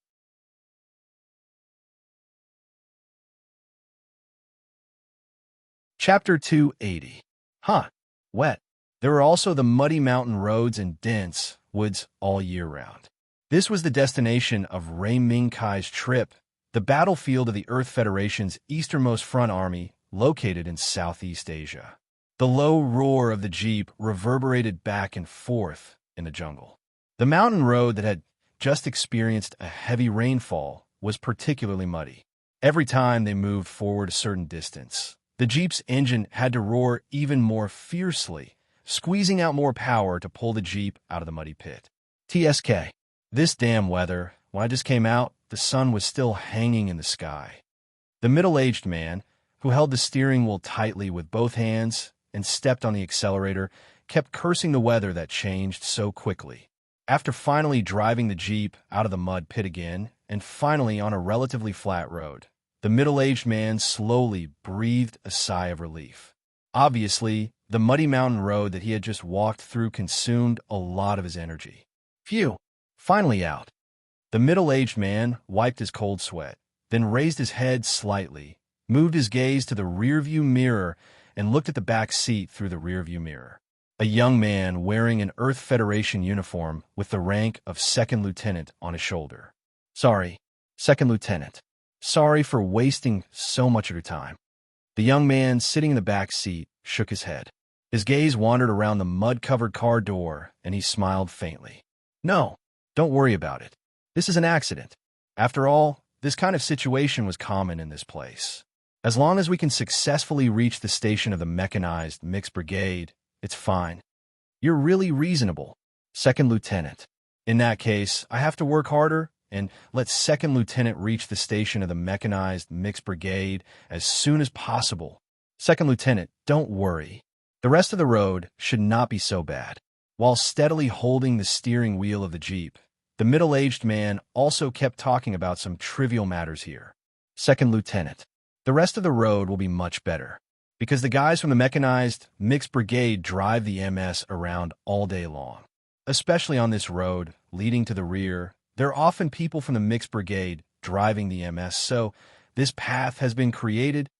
The young man glanced at the huge footprints on the side of the road that had not been erased. It was a trace left by the MS after it passed by. Yes, thanks to those bastards, the latter half of the road was finally easier to traverse. In the midst of the discussion, the jeep quickly followed the trampled road to the station of the mechanized mixed brigade. Well, Lieutenant, I'll go back first. If there's still a chance, why don't we go have a drink? The middle-aged man glanced at the soldiers guarding the entrance of the camp and turned back to look at the young man who suited his taste. Along the way, the middle-aged man could be considered to have sated his craving for chatter. The young second lieutenant, who acted as an honest listener, became more and more pleasing to the eye. Okay, Sergeant Dino, I'll ask you to give me a ride after I'm done with the interview. In return, the young second lieutenant agreed to the middle-aged man's invitation. It's settled then.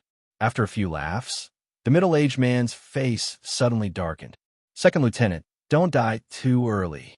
This damn place is not suitable to be your graveyard. After that, the middle-aged man laughed again and started the jeep to drive away, leaving the young second lieutenant with a bitter smile. Then, the young second lieutenant took out a letter of appointment from his pocket, walked to the door, and handed it to the soldier who stared at him. I'm Second Lieutenant Ray Minkai, sent by the headquarters. I'm now executing the headquarters external publicity order to carry out the mission of interviewing the mechanized mixed brigade. Please report immediately and approve the passage.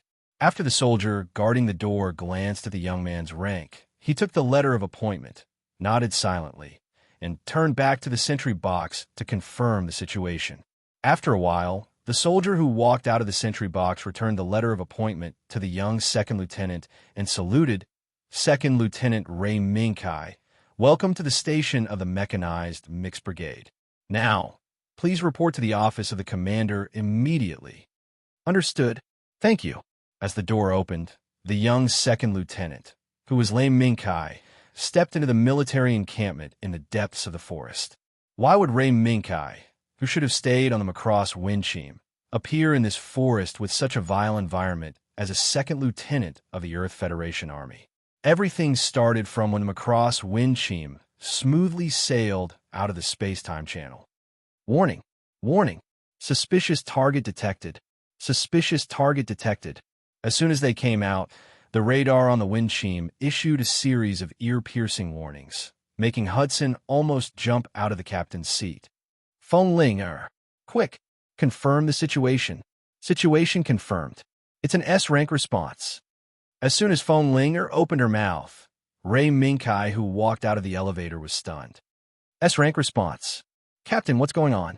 Hudson pondered for a moment, and his solemn expression deepened.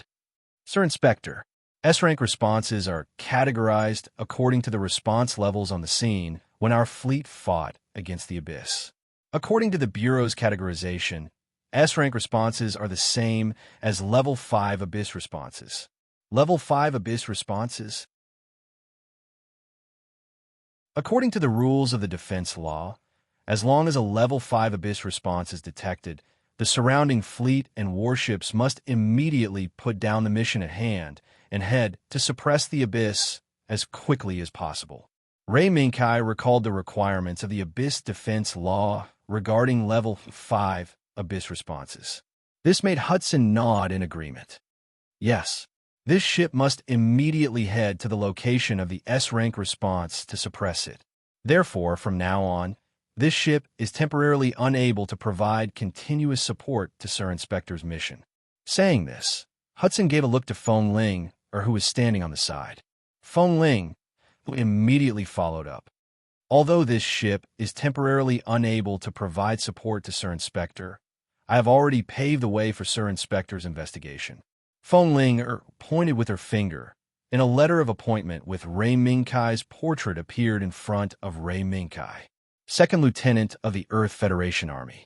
You are currently following the orders of the headquarters to conduct an interview with the Easternmost Front Army. Yes, this is the method that can be found in a short period of time to allow Sir Inspector to smoothly integrate into the local environment while still possessing a certain degree of autonomy. Phone Ling, words made Ray Minkai smile helplessly. In the end, you just want me to be a guest reporter? Haha, that's indeed the case. After all, compared to soldiers with guns, reporters with cameras all day long are much more reassuring. Hudson was also satisfied with Phone Ling's arrangement. So it's really like this? Ray Minkai shook his head, immediately expressing his approval. Since that's the case, when do I set off? Now. Yes. Now. Phone Ling will prepare everything for Sir Inspector to enter the target world. Understood. This was the reason why Ray Minkai came to this world alone. If it weren't for that sudden S-rank reaction, Level 5 Abyss reaction, perhaps Ray Minkai would still be in the forward base set up by the Macross Windchime's advance party, observing what was wrong with this world. But now, Ray Minkai could only rely on himself. Wong! Boom! Suddenly, a rumbling sound pulled Ray Minkai's somewhat absent-minded thoughts back to reality. It was MS. No, it should be Gouda. RX-79, G land-type Gouda. With just a glance, Ray Minkai immediately recognized the identity of the huge humanoid weapon that slowly straightened its body, lifted its feet, and advanced with its head held high amidst the rumbling of the mechanical mechanism. Gouda! Perhaps there was nothing more shocking than seeing the real and mobile Gao to appear in front of his eyes. Especially for Ray Minkai, this glue addict. This was not something that could be compared to the experience of fighting with Jouda in the Steelpeel world. Here, Ray Minkai might be able to personally enter the cockpit and experience the thrill of piloting Gouda. Are you fascinated? Kai. At this moment, White Cat State Zero's voice rang in Ray Minkai's mind. Cough, cough. I'm just a little surprised. Ray Minkai, who came back to his senses, quickly coughed to cover up his gaffe. Surprised? What's there to be surprised about? Although this humanoid mech is tall, in our hometown, There are many giant soft beasts that are 100 meters tall of gout. Obviously, the white cat state zero did not understand Rei Minkai's feelings. It simply understood Rei Minkai's shock from the size of the max state zero. You don't understand. Rei Minkai twitched the corner of his mouth and ignored the white cat state zero. He immediately turned and walked towards the office where the commander was. However, when Rei Minkai arrived at the so-called office, he was slightly surprised by the commander who was sitting in a simple tent and blowing on a fan. "Thank you for your hard work. I'm the commander," shouted Dao. Just like in the original work, this commander who should be sitting in the office and enjoying the air conditioning was sitting in a simple battlefield tent and blowing on an electric fan. "I'm Second Lieutenant Rei Minkai. This is the letter of appointment from the headquarters." "Please take a look, Commander." Rei Minkai retracted his gaze and handed over the letter of appointment with a serious face. This letter of appointment was created by Feng Ling Er's super hacker abilities, breaking through the secret network of the Earth Union Army of this world, directly creating it in the central computer. As a result, there were no flaws in it that could be seen through by anyone. "Yes, I received the order. Second Lieutenant Rei Minkai, from today onwards, except for some military secret areas, you can conduct interviews in other places. However, you must know that you must not hinder my troops from preparing to attack." Xiao Dao glanced back and forth at Rei Minkai's letter of appointment for a while, then slowly reminded Rei Minkai of the interview rules that he must pay attention to. "Yes, I promise to abide by the rules of the station. However, Commander, I have a request." "Speak." "I hope to follow the team to the battlefield and conduct interviews on the battlefield." Rei Minkai's words made Xiao Dao stunned for a moment. Then he said angrily, "Are you crazy? The headquarters asked you to conduct interviews, not to send you to the front line to die." "Reporting, Commander. This is the front line." Rei Minkai's face turned serious and replied calmly. This sentence made Xiao Dao speechless. Yes, according to the intelligence, there was a possibility that there was a secret development base of the Gion army near this base. In other words, this seemingly safe base could be attacked by the Gion army's MS at any time. Especially in a situation where they did not know about the weapons developed by this secret base. This base could become a sacrifice for the Gion army's new weapons at any time. However, this did not mean that Xiao Dao would agree to Rei Minkai's request to go to the front line. "That's all for today. Second Lieutenant, I'll send someone to bring you to your room. The interview will start tomorrow. You should have a good rest today." Xiao Dao did not want to be entangled with Rei Minkai's request to go to the front line, so he straightforwardly ordered him to leave. Rei Minkai, whose request was rejected, quickly turned around and left. This was not the only opportunity for Rei Minkai to leave the base and go to the front line. According to Rei Minkai's speculation, the opportunity would definitely come again. And this opportunity would definitely come at a certain time after the reporting of all members of 08MS. After closing the door, Rei Minkai looked at the single room that was not very spacious but was well equipped. He could not help but nod his head. "This will be your residence for the next few months." Minkai. The elusive white cat state zero appeared from the shadows of the room, jumped on the table, and looked around the room. Although it's a little small, it's much better than living in a tent. Rei Minkai sat on the bed and accidentally took out an indescribable book. "Ha! Looks like the brother who lived in this room was very straightforward." White Cat State Zero looked at the indescribable book that Rei Minkai threw into the trash can and asked again, "What do we do next? Do we really become a reporter and go around interviewing people? Can we do that? The identity of a reporter is very useful." Rei Minkai pondered for a while and suddenly stared at White Cat State Zero. That sparkling gaze made State White Cat Zero shudder involuntarily. "You, what are you trying to do?" "Kai." White Cat State Zero popped out its sharp claws and revealed a look of intimidation. "Ha! Don't be nervous. State Zero, I suddenly realized that you are quite cute sometimes. So, I have a mission for you." Rei Minkai laughed and completely ignored the White Cat State Zero's sharp claws. When this fellow was in the form of a white cat, it was always a facade. In other words, he was a little arrogant. What? Mission? You need to tusk Lion State Zero to cause trouble? White Cat State Zero blinked and revealed a puzzled look. No, this mission doesn't need the tusked Lion State Zero, but the White Cat State Zero. Ray Minkai touched his chin and nodded while looking at the White Cat State Zero's fluffy white fur. What? White Cat State Zero? Yes. State Zero. Tomorrow, you'd better go to the north and find the hidden base of the Federation Army's enemy hidden in the mountains. Then, find a girl named Ines Sakhaline and stay by her side to observe if there's anything wrong with the Guion Army base.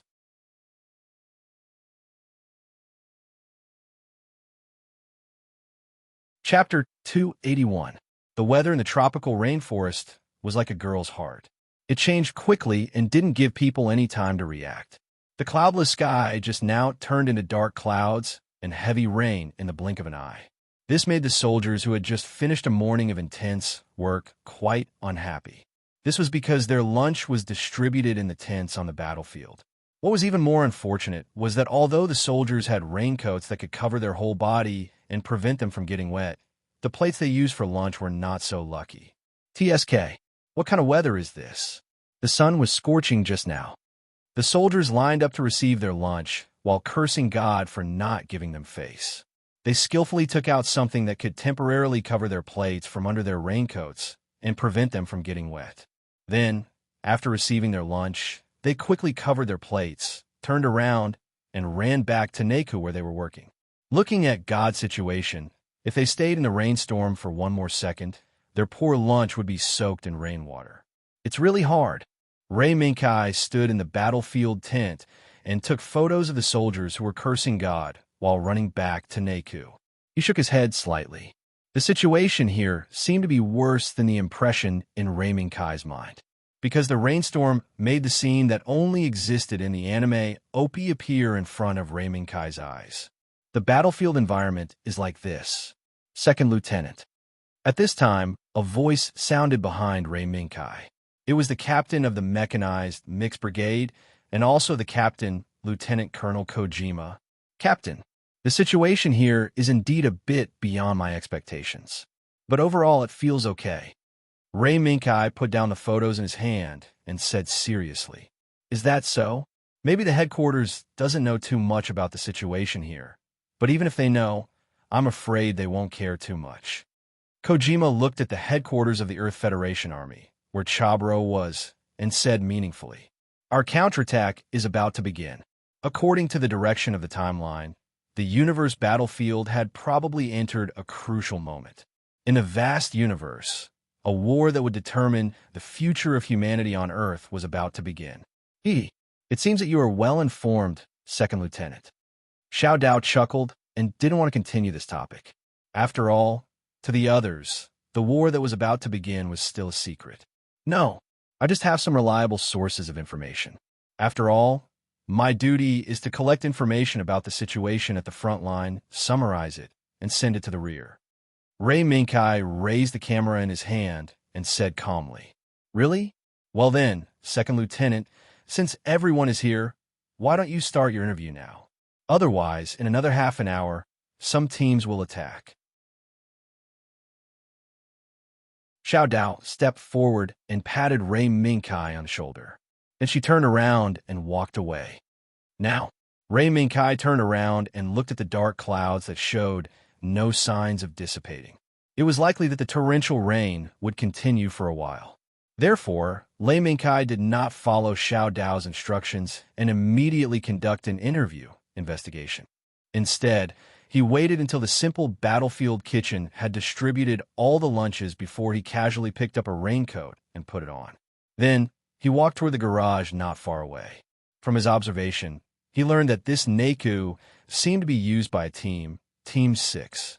Is this the team that was unfortunately ambushed and destroyed when Team 08 assembled, Team 06? Stepping on the puddles that spread to his feet, Ray Minkai came to the front of a Neku with the number 06 painted on the door. Through the half-open door, Ray Minkai immediately saw the giant humanoid MS parked in the middle of the Neku, the land battle Gouda. In the dim light, A part of the armor on the tall and mighty land battle was removed, revealing the intricate parts inside. Surrounding the land battle was a lifting platform filled with various parts and tools. Obviously, not long ago, the land battle was being repaired. Ray Minkai's eyes moved away from the land battle and gradually looked at the corner of the Naku, the corner where the faint sound of voices came from. 4 men and 1 woman. A middle-aged man with a square face and eyes that always showed a hint of sternness. Sitting on his left and right were a man and a woman. The man looked to be around 24 or 25 years old. He had blonde hair and a handsome face. The woman was a woman with short brown hair. She looked like a heroine. Finally, the person sitting in front of the 3 people, whose back was facing Lei Minkai, was a middle-aged man with white hair and whose face could not be seen clearly. The other was a young man whose clothes were covered in oil. From the back, he seemed to be a young man who was not even 20 years old. A guest is here. While Ray Minkai was looking at these 5 people, the middle-aged man with a square face also noticed Ray Minkai standing next to the door. As soon as the middle-aged man spoke, the blonde, handsome man sitting next to him immediately stood up, walked quickly to the door, and looked at Ray Minkai, who was wrapped in a raincoat. "I'm Sergeant Carlos Saint. May I ask who you are?" Because of the raincoat and the heavy rain, Ray Minkai's appearance was a little blurred in the eyes of the blonde, handsome man, and he couldn't distinguish his appearance for a while. "Can you let me in? The rain won't stop for a while." Ray Minkai smiled slightly, but his eyes passed the blonde, handsome man and looked at the middle-aged man with a square face across the air. "Carlo, let this gentleman in." The square face spoke. The blonde, handsome man named Carlo nodded, stepped aside, and motioned for Ray Minkai to come in. When the rain dripped from the raincoat to the ground, Ray Minkai finally walked into the Naku used by the 6th Squad. Taking off his hood, Ray Minkai saluted and introduced himself. "I'm 2nd Lieutenant Ray Minkai. I'm now carrying out an interview task issued by the headquarters. I wonder if you have time to help me complete this task?" Ray Minkai's face, or his self-introduction, made the 6th Squad sitting in the corner have a clear understanding of him. Yesterday, news of Lei Minkai's arrival had already spread throughout the encampment. As long as one wasn't an idiot, one would know that this station at the front line welcomed a war reporter sent by the headquarters to interview here. Therefore, some soldiers rubbed their hands, and some didn't care. And the 6th Squad was a member of the latter. But due to the orders of the headquarters and the instructions of Captain Xiao Dao, even if he didn't care about this so-called interview task, the squad leader of the 6th Squad, the square-faced man, couldn't show too much resistance. "Welcome to the 6th Squad. 2nd Lieutenant Ray Minkai. I'm the squad leader of the 6th Squad, 1st Lieutenant Ray Minkai. I'm the MS pilot of the 6th Squad, Meanies Lintz. This was the only female pilot of the 6th Squad. Member of the 6th Squad, Merster Malini. Member of the 6th Squad, Sam Trott." Under the lead of the square-faced man, the members of the 6th Squad introduced themselves one by one. "Nice to meet you. I'm 2nd Lieutenant Ray Minkai. I'm very happy to be able to work with you." After a brief greeting, Ray Minkai took out a notebook and prepared to start the interview. But before Ray Minkai could open his mouth, the youngest and also the youngest guy in the 6th Squad, Sam Trott, was pushed in front of Ray Minkai by the other squad members. "Kid, this glorious task will be handed over to you. Bravely be our vanguard." The blonde, handsome Carlo had a naughty smile on his face as he pressed Sam down on the seat. Obviously, this pitiful little guy had already been sold by his own squad members. "Hello, are you ready?" Ray Minkai flipped open the notebook and calmly looked at Sam, who suddenly became somewhat reserved. I'm ready."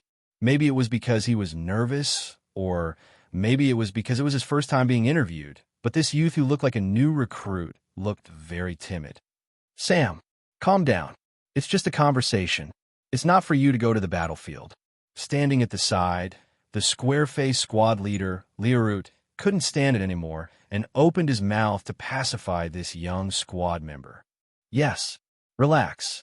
I'm not a demon that will eat you. Sam, why did you become a soldier?" Ray Minkai followed Liord's words and directly asked the first question of the interview. And this question was also the same question. Even so, in this question, this sixth squad member who was the youngest, the least experienced, and also the one who was the most miserably sold by his teammates, gradually stabilized his position and calmly faced Ray Minkai's question. Not long later, Sam's interview ended. And this short interview also made the other members of the sixth squad interested, and they began to scramble to sit on the small stool in front of Ray Minkai. At the same time, they also scrambled to let Ray Minkai take a few solo photos of them. Ray Minkai also complied with these requests one by one. But the members of the sixth squad didn't know that this was likely to be the only solo photo they took before they died. Moreover, before this interview ended, the rainforest outside was covered by a rainstorm as suddenly as it came and left as suddenly as it came. The rainstorm that seemed to last for the entire afternoon suddenly cleared up under everyone's astonished gaze. Therefore, the entire base that was interrupted by the rainstorm immediately began to busy themselves. That's it, Second Lieutenant. I'm very sorry. The sixth squad still has to continue with the mission. When we come back, we'll continue with the second lieutenant's interview, okay? Liorut raised his hand to stop the female pilot, Meanies, who wanted to sit on the stool for the interview, and looked at the clear sky outside. Ray Minkai followed Liort's gaze and looked outside. Then he closed the notebook full of interview drafts and nodded. Then, this interview will temporarily stop. Thank you for your assistance. Captain Liorut, see you later. See you later. Second Lieutenant, I'm still waiting for you to interview me. The female pilot, Meanies, winked at Ray Minkai playfully. There will be a chance. Ray Minkai waved at the members who were ready to attack. Then he turned around and walked out of Neku. However, Ray Minkai stood in front of Neku's door for a moment. Then he turned around and walked towards the field tent that the captain, Xiao Dao, often stayed in. After the rainstorm, the air in the rainforest was cool.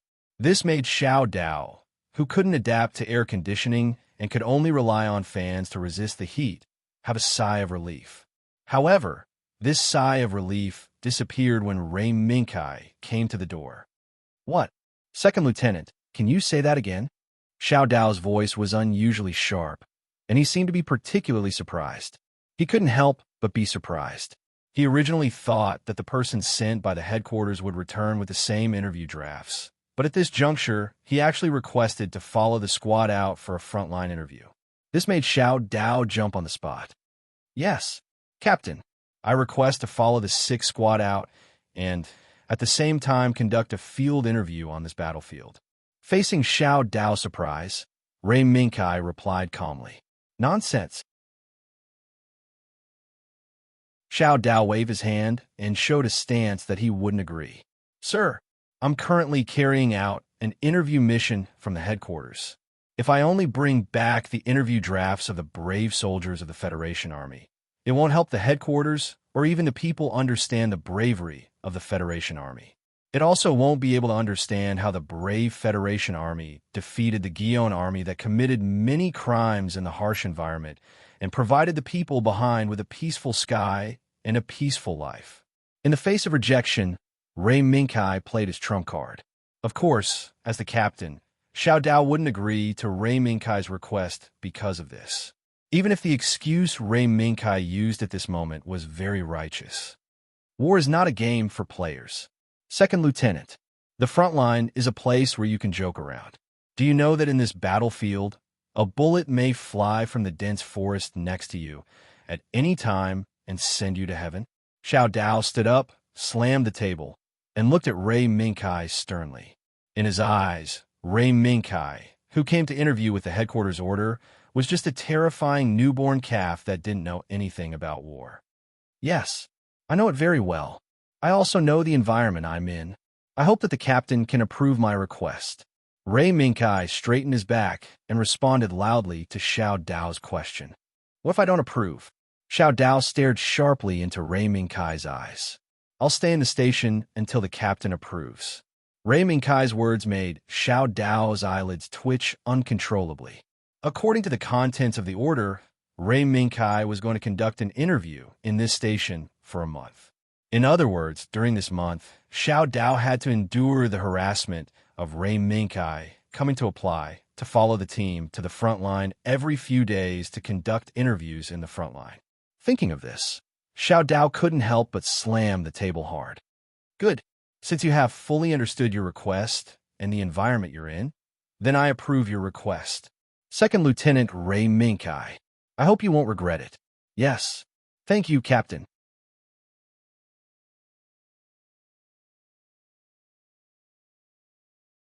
Chapter 282. Ha ha ha. Interesting. Interesting. I didn't think the second lieutenant would force the captain to submit like this. Sitting in the Type 74 air cushion truck, the middle-aged man holding the steering wheel let out a loud laugh. There was no other reason. It was because Ray Minkai, who was supposed to part ways with the 6th Squad, suddenly returned and placed the order signed by the captain in front of the 6th Squad's captain. Therefore, Ray Minkai sat in the Type 74 hover truck of the 6th Squad and became the follower of the 6th Squad for this mission under the pretext of interviewing at the front line. At the same time, after Ray Minkai revealed the process of obtaining the order, it immediately attracted the laughter of the oldest member of the 6th Squad. That burst of laughter was transmitted to the ears of everyone in the 6th Squad through the team channel, causing varying degrees of surprise to appear on everyone's faces. Second Lieutenant, is it really okay for you to do this?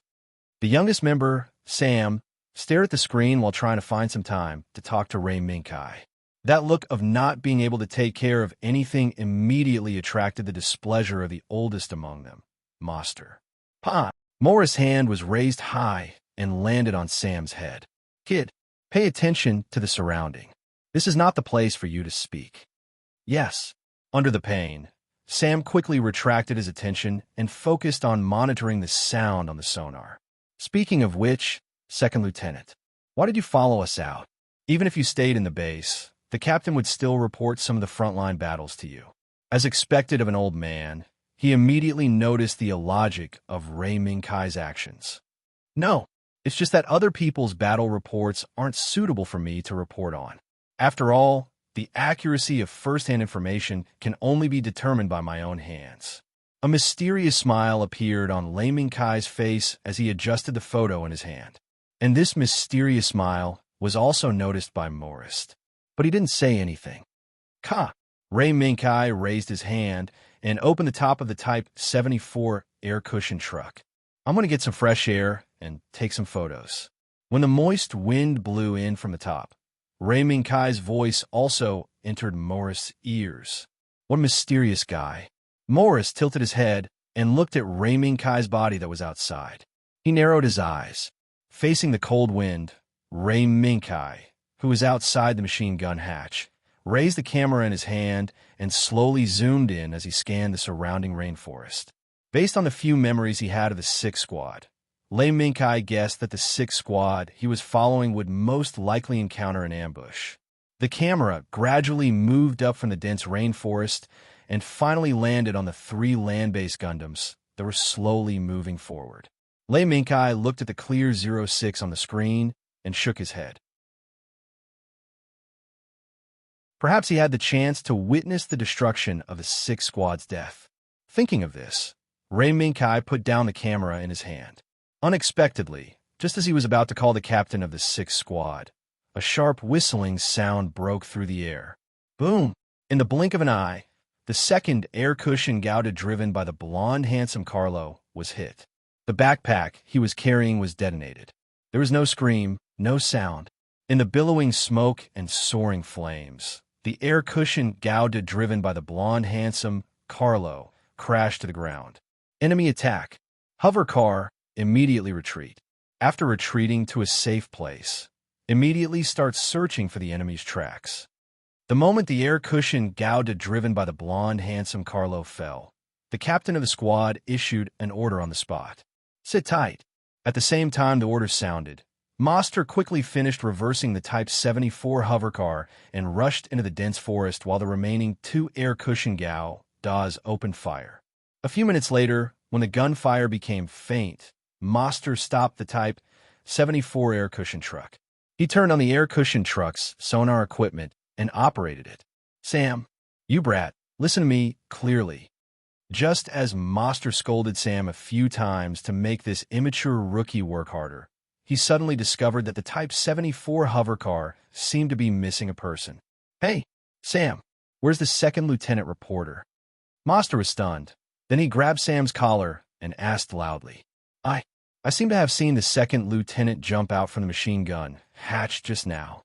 Sam blinked his eyes and said somewhat uncertainly, What? Jumped out? Master was stunned again, but he couldn't care less about the second lieutenant reporter who ran away without saying a word. Because, compared to his own existence, this veteran cared more about the safety of his teammates. One must know, other than Meanies and Leona, who were fighting with the enemies who ambushed them, Carlo, who was knocked down at the beginning, was still unknown whether he was alive or not. Thinking until here, Master slapped Sam on the chair and shouted loudly for Sam to pay attention to the sonar. At the same time, he picked up the headset and shouted into the microphone. Captain, the second lieutenant reporter ran away. What's the situation with Carlo? Ran away? From the channel, it could be heard that Leona seemed to be shocked by Ray Minkai's escape, but it didn't last for long. Moreover, now wasn't the time to pay attention to why Ray Minkai ran away. What Leon Hart cared more about was killing the enemy as soon as possible and bringing Carlo back. We still don't know about Carlo's situation, but Master quickly find the enemy's traces. As long as we can quickly kill the enemy, then Carlo will have a higher chance of being saved. Yes, Captain. In the next moment, the tranquil forest was instantly torn apart by the roar of the 100mm machine gun in Gao Da's hands. 22222. As the bullets whistled through the air, the sharp airflow set off by the bullets caused the broken leaves to fly everywhere, making the originally dense tropical rainforest even messier. Captain, the enemy is gone. Gauda, who was piloted by Meanies, quietly retreated to Gauda, who was piloted by the blonde, handsome Carlo. I know. Pay attention to the surroundings. Master, are you not done on your side? Leona glanced at Meanies, who had already retreated to Gauda's side, and asked Master again. I'm checking. The enemy seems to have discovered that we are monitoring the movements nearby.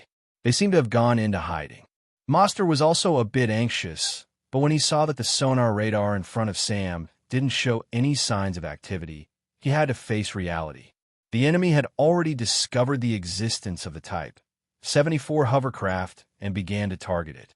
Now, the silent sonar radar was probably the enemy deliberately lowered the MS's operation to the point where the sonar couldn't detect it. Damn it! Why did they stop at this critical moment? Since when did John's bastard have such strong self-confidence? If the previous confrontation between the Gundam and the ambusher was a real battle, then this sonar battle was a battle of hidden arrows under the table. Unfortunately, the enemy's response to the sonar was surprisingly good. The roar of the machine sounded again.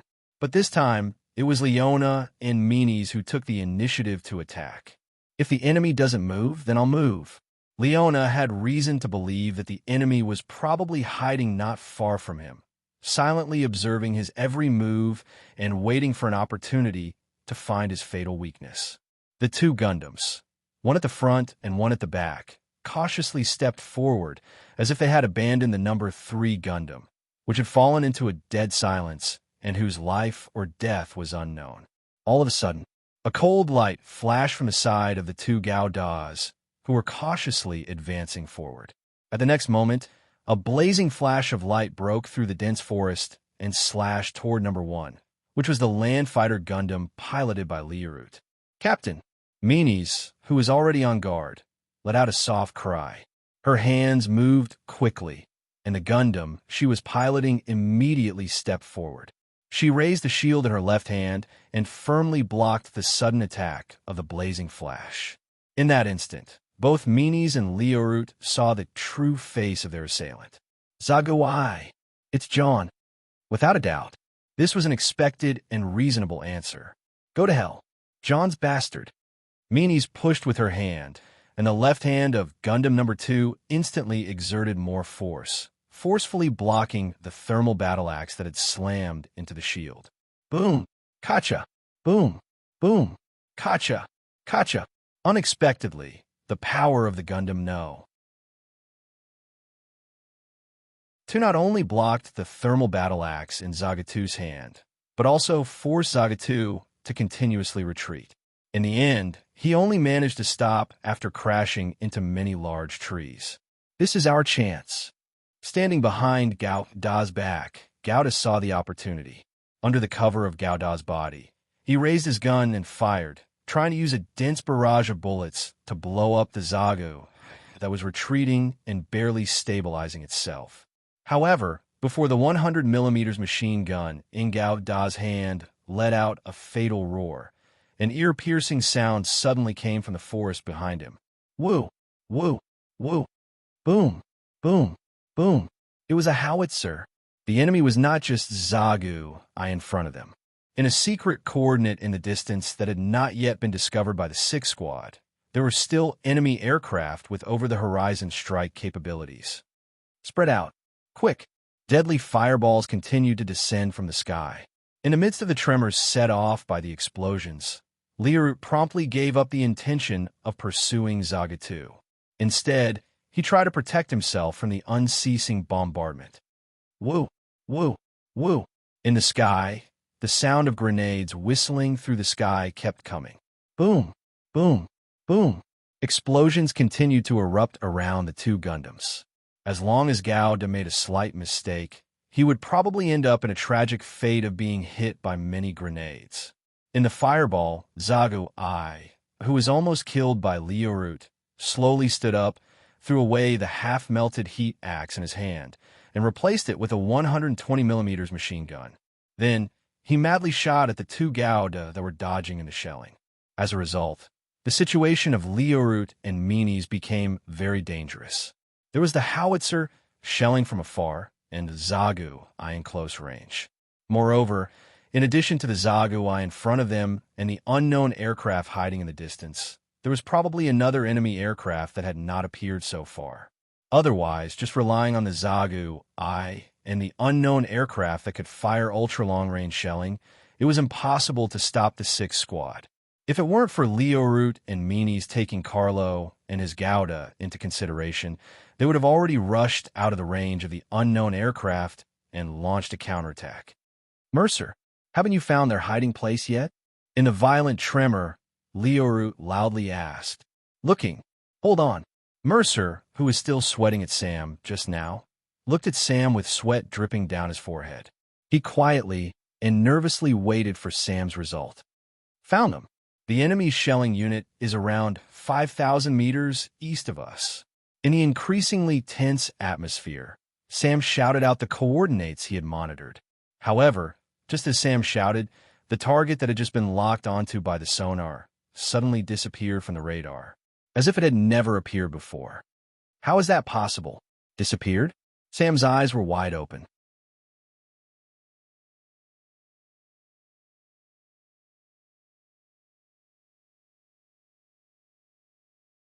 Chapter 283.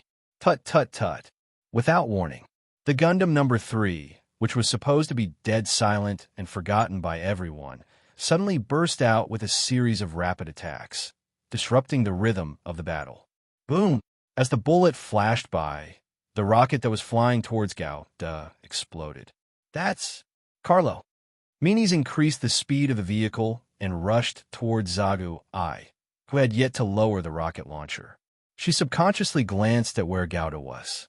In the end, the female pilot was surprised to find that the person sitting in the cockpit of the number 3 land battle Gundam, which was severely damaged and had to be operated with the cockpit cover open, was not the Carlo she was familiar with, but Lei Mingkai, whom Master had just informed that he had escaped. That reporter, boom! Gao Da's fist smashed into Zagu head. The huge impact also sent Zagu rocket launcher flying. Ka! The 100mm machine gun's muzzle moved up and locked onto Zagu who was retreating with his back against a tree. Just as Meanies was about to pull the trigger, Liort's voice rang out. Behind you. Meanies. Bang. With a loud bang, Meanie's number 2 Gundam was sent flying by the impact. Zagawai again. As it turned out, the Zaga 2 that had sent Meanie's Gundam number 2 flying was the same Zaga 2 that had abandoned its thermal axe. However, it took advantage of the surprise attack by its teammate and the chaos caused by Rei Minkai's sudden arrival of Gouda. It quietly moved to the side and launched an attack when Meanies tried to kill its teammate. Boom! The gigantic steel humanoid was sent flying more than 10 meters away by Zaga 2's violent impact. It only stopped after it had crushed 4 or 5 large trees. Then, Zagu 2, who had sent Meanies' Gundam flying, did not hesitate or stop. He raised the 120mm machine gun in his hand and fired wildly at the Gundam number 2 on the ground. Bang, bang, bang, bang. However, a solid steel wall blocked Zaguai's bullets. Meanies, are you okay? It was Leorut. Even though he didn't manage to cover Meanies in time, he still managed to reach her side the moment her number 2 Gundam was sent flying and blocked the wave of attacks. I'm fine. Meanies shook her head and immediately controlled Gao to stand up and enter the battle again. However, the battle on the field would not stop because of this. Lu Gao regrouped and began again.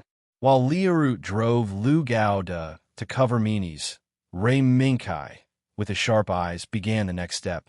Lu Gao, driven by Rei Minkai, raised a shield and forcefully inserted it into Zagu Ai's firing axis. The moment Zagu Ai's bullets hit the shield, he raised the 100mm machine gun in his hand and fired a barrage that was not inferior to Zagu Ai's. 2-2-2. As the bullets from both sides whizzed past each other in mid-air, Zaga 2, who had raised both of his hands to shoot, suddenly exploded with several sparks.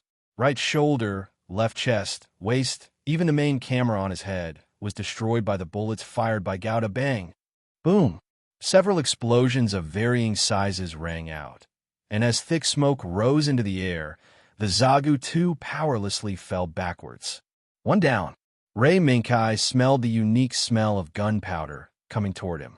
Without hesitation, he threw away the broken shield in the hands of Lu Gao. He raised his left arm and slightly blocked the front of the cockpit. A shield in exchange for a Zagu Ai.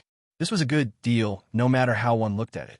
However, Lu Gao, which Rei Minkai was piloting, no longer had a cockpit cover that could provide protection for the pilot.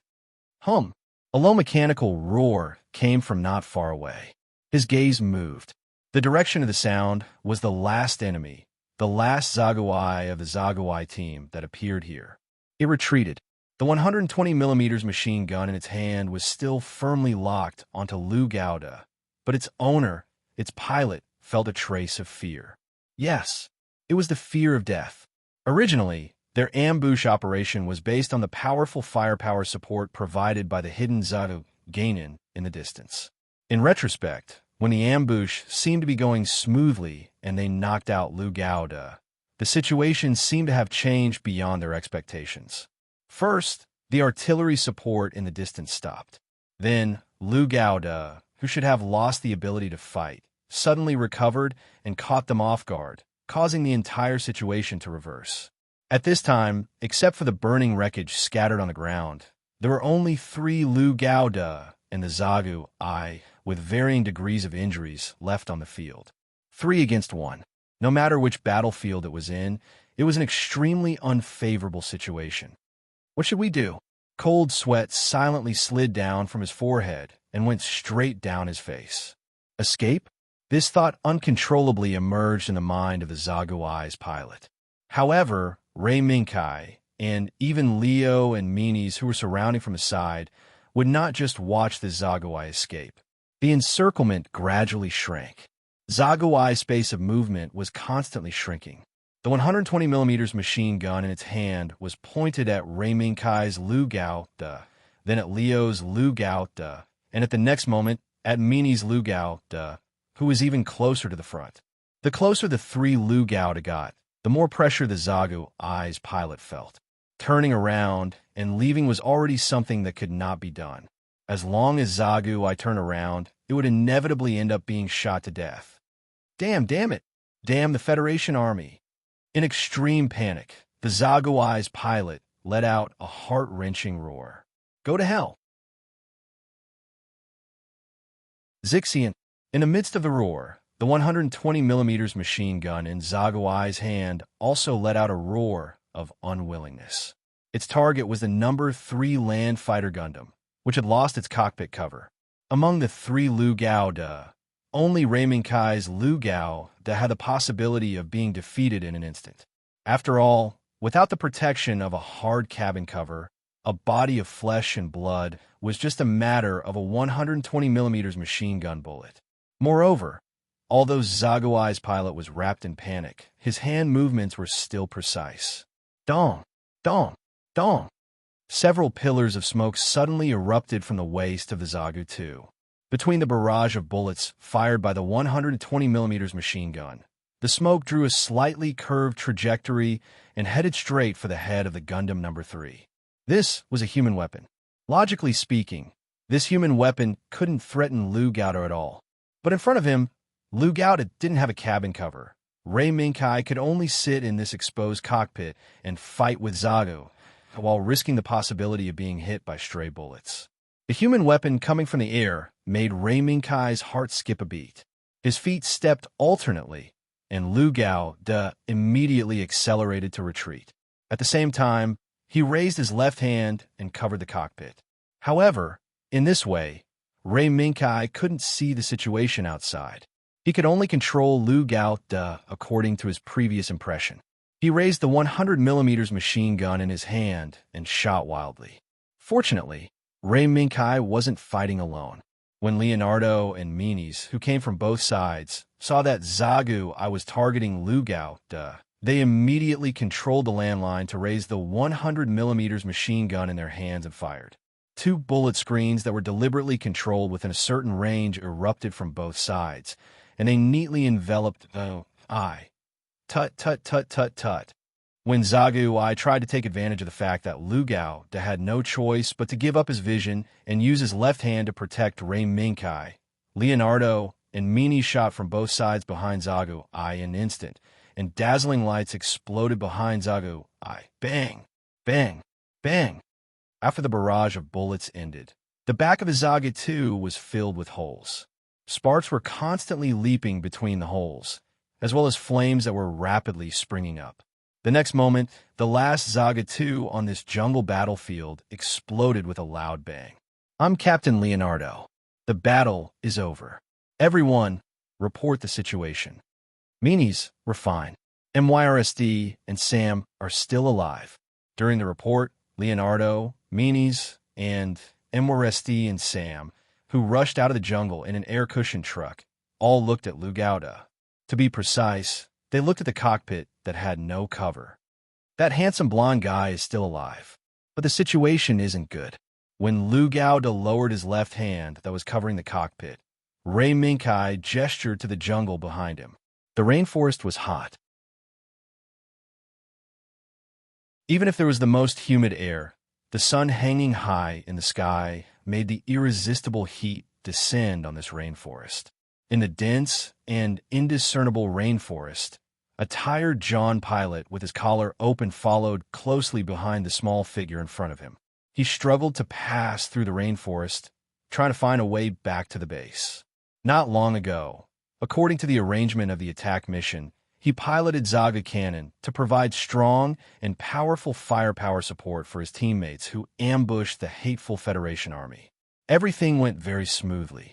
But at the critical moment of the battle, the Zagu Cannon he piloted, his reliable companion that descended on the battlefield on Earth, suddenly broke down.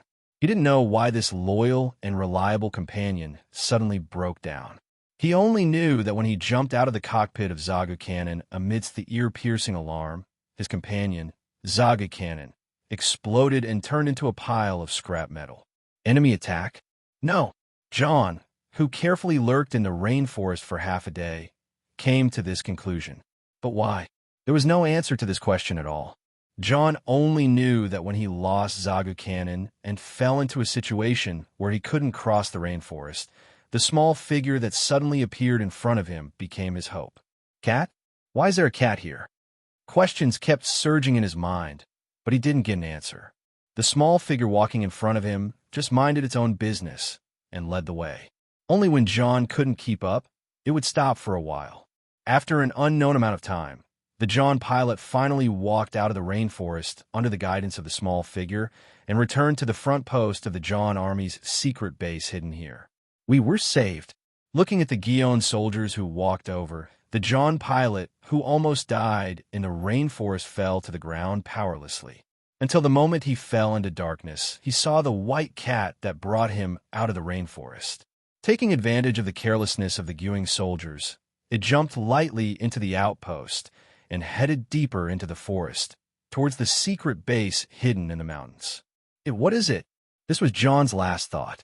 The commotion caused by John's unbelievable return from the dangerous rainforest didn't affect the operation of the secret base. On the contrary, the person in charge of the secret base, the Major General of the Guion Army, Geniath Sakhaline, was leading his subordinates to welcome the arrival of a distinguished guest. A few days ago, the female pilot, Ina Sakhaline, who unfortunately lost her precious experimental body in a battle in the universe, was transferred to this secret base and became the test pilot of the experimental body MA Apsaras that was about to come off the production line. It was worth noting that this female pilot, named Ina Sakhaline, was Geniath Sakhaline's sister. After the long-awaited hug between brother and sister, Geniath showed a trace of a smile. "Welcome, Ina. You being able to come here is really a big help." The girl shook her head slightly and looked at her brother's face. "No, it's my duty to be able to help brother." After some greetings, Geniath seemed to be a little impatient to let his sister Ina see his work that was about to be completed. However, after taking a few steps, Ina's footsteps suddenly stopped. "Ina, what's wrong? Are you tired?" Geniath turned his head slightly and looked at Ina, but unexpectedly found that Ina's gaze seemed to be looking a corner. This situation made Geniath frown at the same time. And at the same time, he subconsciously followed Ina's gaze and looked over. "Cat. Does anyone in our base have a cat?" Geniath frowned, and there was a trace of coldness in his voice. "No, none of us have a cat. It might be a stray cat that ran in from the outside." At the end, the follower was also somewhat lacking in confidence, because the cat that appeared in the corner and attracted Ina's gaze was a white cat. Just by looking at the white and flawless fur on its body, one would know that this white cat was definitely not a stray cat that ran in from the outside. A stray cat couldn't have such clean and white fur. "Brother, if no one claims it, let me take care of it for a period of time. Can I?" Geniath and the follower didn't avoid Ina's conversation. So after Ina heard their conversation, she turned around and asked. Geniath pondered for a moment and finally nodded. "If this white cat won't hurt people, then let Ina take care of it for a while. It'll also let you have a companion." "Thank you, brother."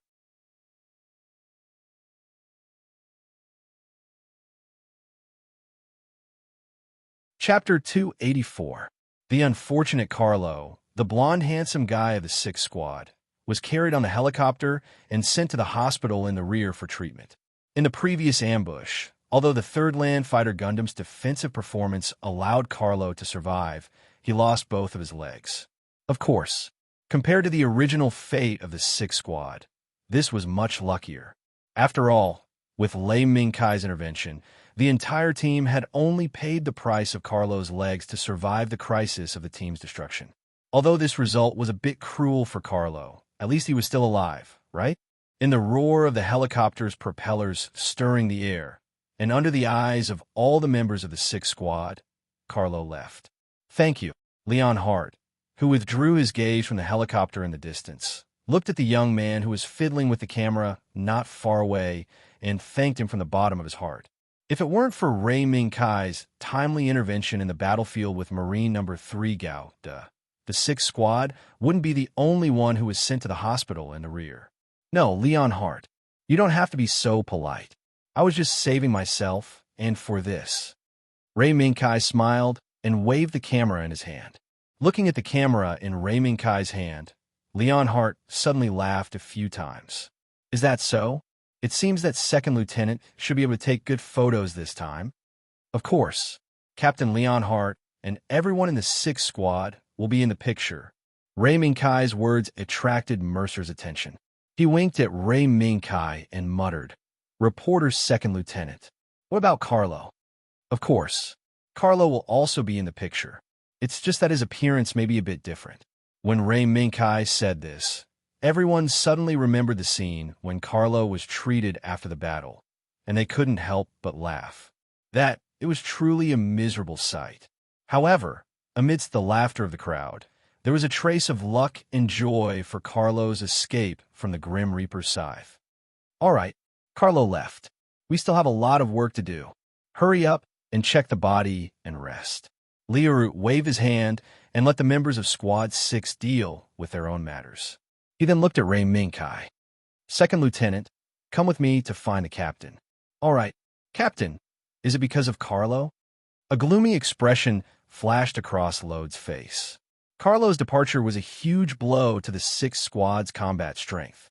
Although the 6th squad was still able to handle most of the missions with their current combat power, if they were to encounter another targeted ambush like today, I'm afraid this was also the reason why Lode still wanted to find the captain's island after sending Carlo away.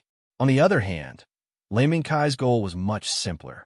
Today's interview was personally approved by Xiao Dao. In the end, such an accident occurred. Therefore, Lei Ming-Kai naturally had to go and explain the situation. Along the way, Lode, who was thinking about the future situation, did not communicate much with Ray Ming-Kai. They just walked one after the other toward the battlefield tent where the captain's island was located. As they walked, they saw a group of soldiers who were either wearing undershirts or with their collars open, standing far away around the battlefield tent where the captain's island was located. They were whispering something in a low voice. "What are you doing?" Lode frowned and asked coldly. "Yes, Captain Lode. It's the new captain. He's bringing his team members to report to the captain's island." Under Lode's gaze, these soldiers who were watching from afar quickly stood at attention and reported what they knew to Lode. The new captain, Ray Ming-Kai, subconsciously looked up at the sky and couldn't help but whisper to himself, "Something's wrong? This time is a bit wrong." The next moment, Ray Ming-Kai asked, "Is it the new captain of the 8th squad?" In the entire station, except for the 8th squad that lost its captain, there would probably be no other squad that would have a new captain. Yes, the second lieutenant is right. It's the new captain of the 8th squad. Answering Ray Ming-Kai's question loudly, the soldier's face showed a hint of strangeness. "Do you have any other questions?" Lode, with his sharp eyes, immediately asked. "Yes, Captain Lode. In addition to the new captain, the 8th squad also added 2 new members. One of them is Death God Sandus."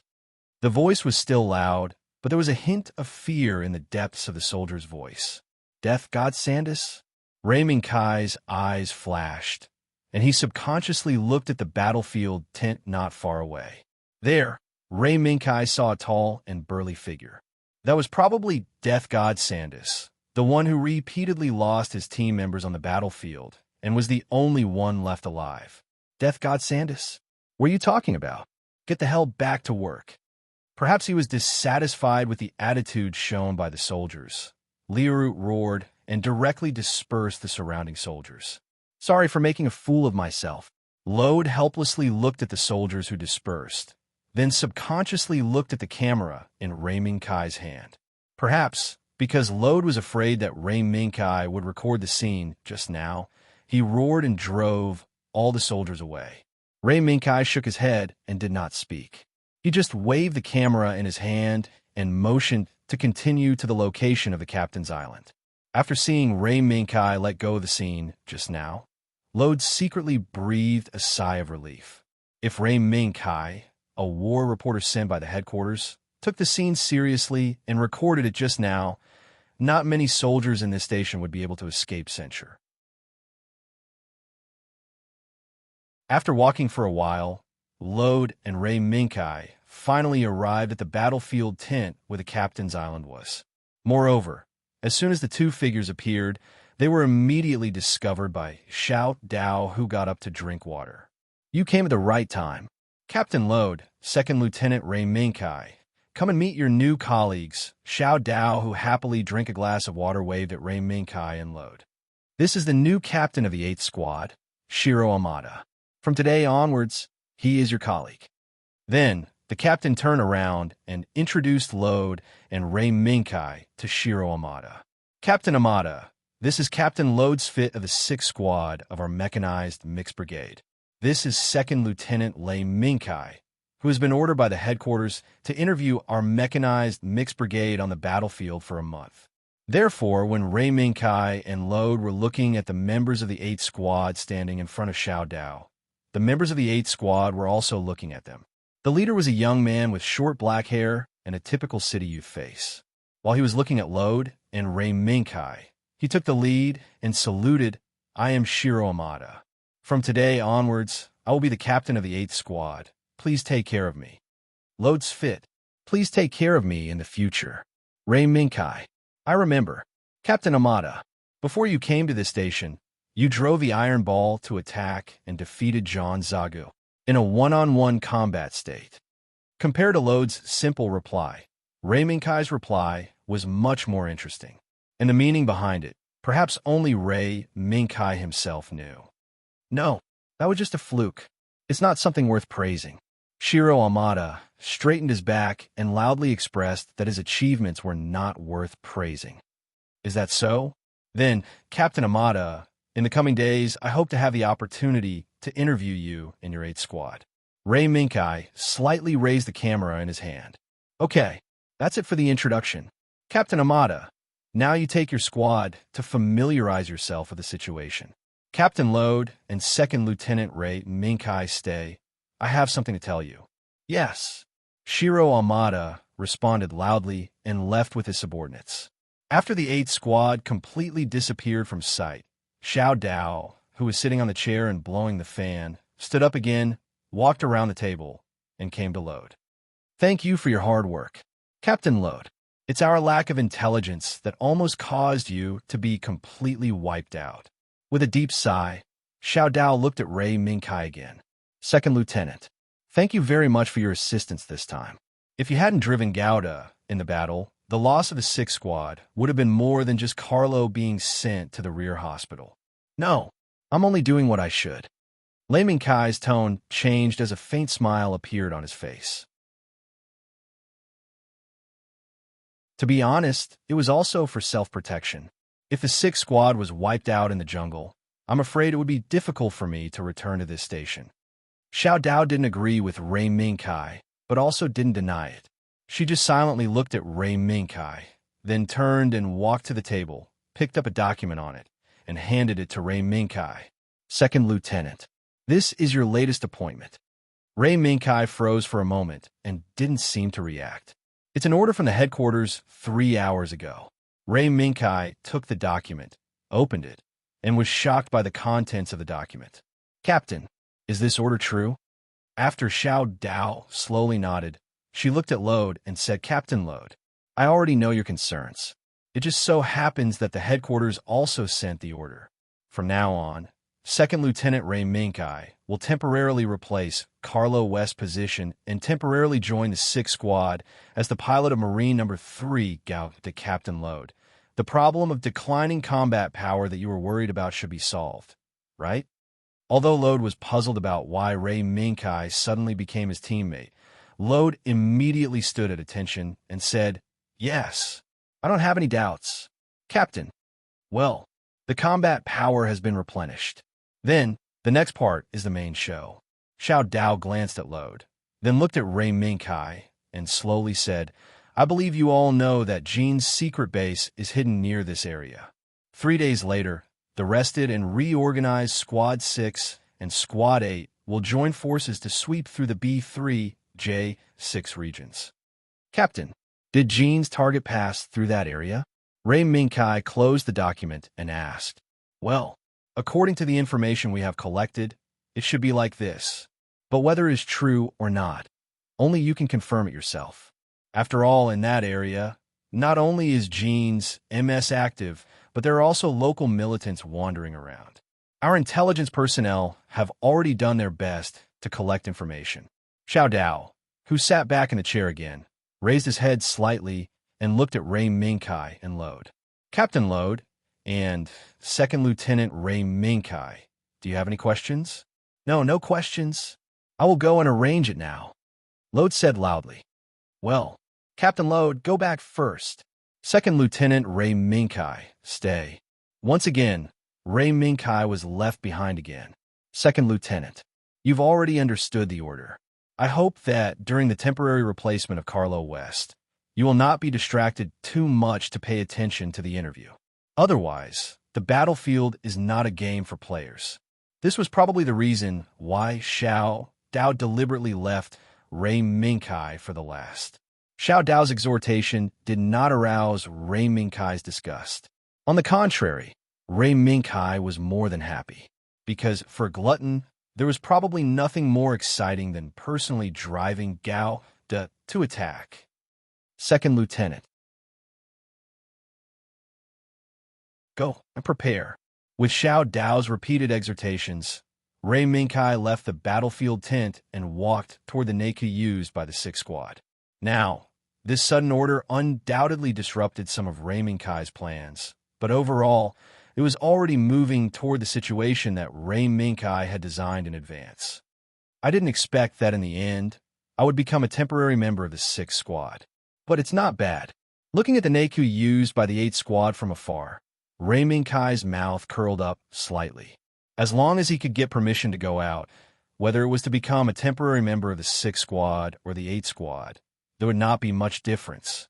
What's more, according to Xiao Dao, the 6th Squad and the 8th Squad would probably have to work together to carry out mission.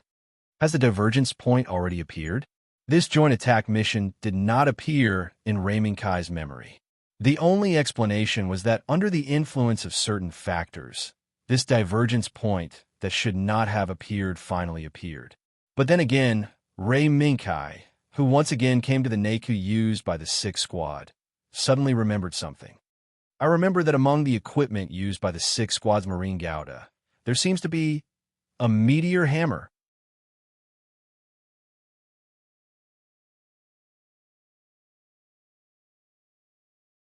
Chapter 285. Meteor Hammer? Why would our MS have such a strange weapon? This isn't the white wooden horse where the legendary Homo evolutus Amulo Ray resides. MYRSD laughed when he heard Lei Mingkai's question. Right now, it was time for the Federal Army to launch a great counterattack. Before this opportunity arrived, a certain member of the white wooden horse, who had made a name for himself in the past year of war, Amrole, had already spread his name throughout both John and the Confederation armies. Amrole was known as the White Devil by the John pilots. Moreover, at the same time as the Battle of Odessa, Amrole, who was on the other side of the earth, piloted Gao De, who wielded a meteor hammer and made great contributions. Therefore, when Merst heard Ray Mingkai's question, he subconsciously wondered if the young man who had just turned from a war reporter to a MS pilot was crazy. How would the 6th Squad have something like a meteor hammer? However, reality slapped the veteran in the face. Moreover, this slap was from Sam, the rookie recruit that he had bullied before. When Sam heard the discussion between Lei Mingkai and Murray, he seemed to have thought of something.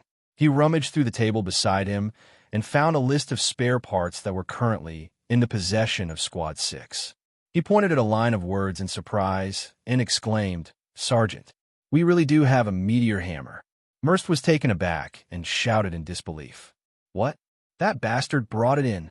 I've never heard of the 6th Squad having a meteor hammer." Sam didn't say anything. He just raised the list in his hand and pointed at the name list and the signature at the bottom of the list. It was the signature of Captain Leonardo. This time, Merst was speechless. After a while, Merst helplessly slapped his forehead and looked at Ray Mingkai, who took the list from Sam. "Second Lieutenant, do you really want to put this guy on Marine number 3, Gauda?" Ray Mingkai's lips curled up as he waved the list in his hand. "What? Can't I? It's rare to have such fun equipment. I have to try it. Besides, the meteor hammer is such a unique weapon. I'm afraid it has already spread throughout the Guion army." After a pause, Ray Mingkai said, "Just like the name White Devil." "White Devil. Merst and Sam exclaimed in unison. They subconsciously looked back at Marine number 3 Gautha, who was parked deep inside Neku. If they changed the color of Marine number 3 Gouda and added the meteor hammer, it might be able to confuse them. Ha ha, this is really an eye-opener for me.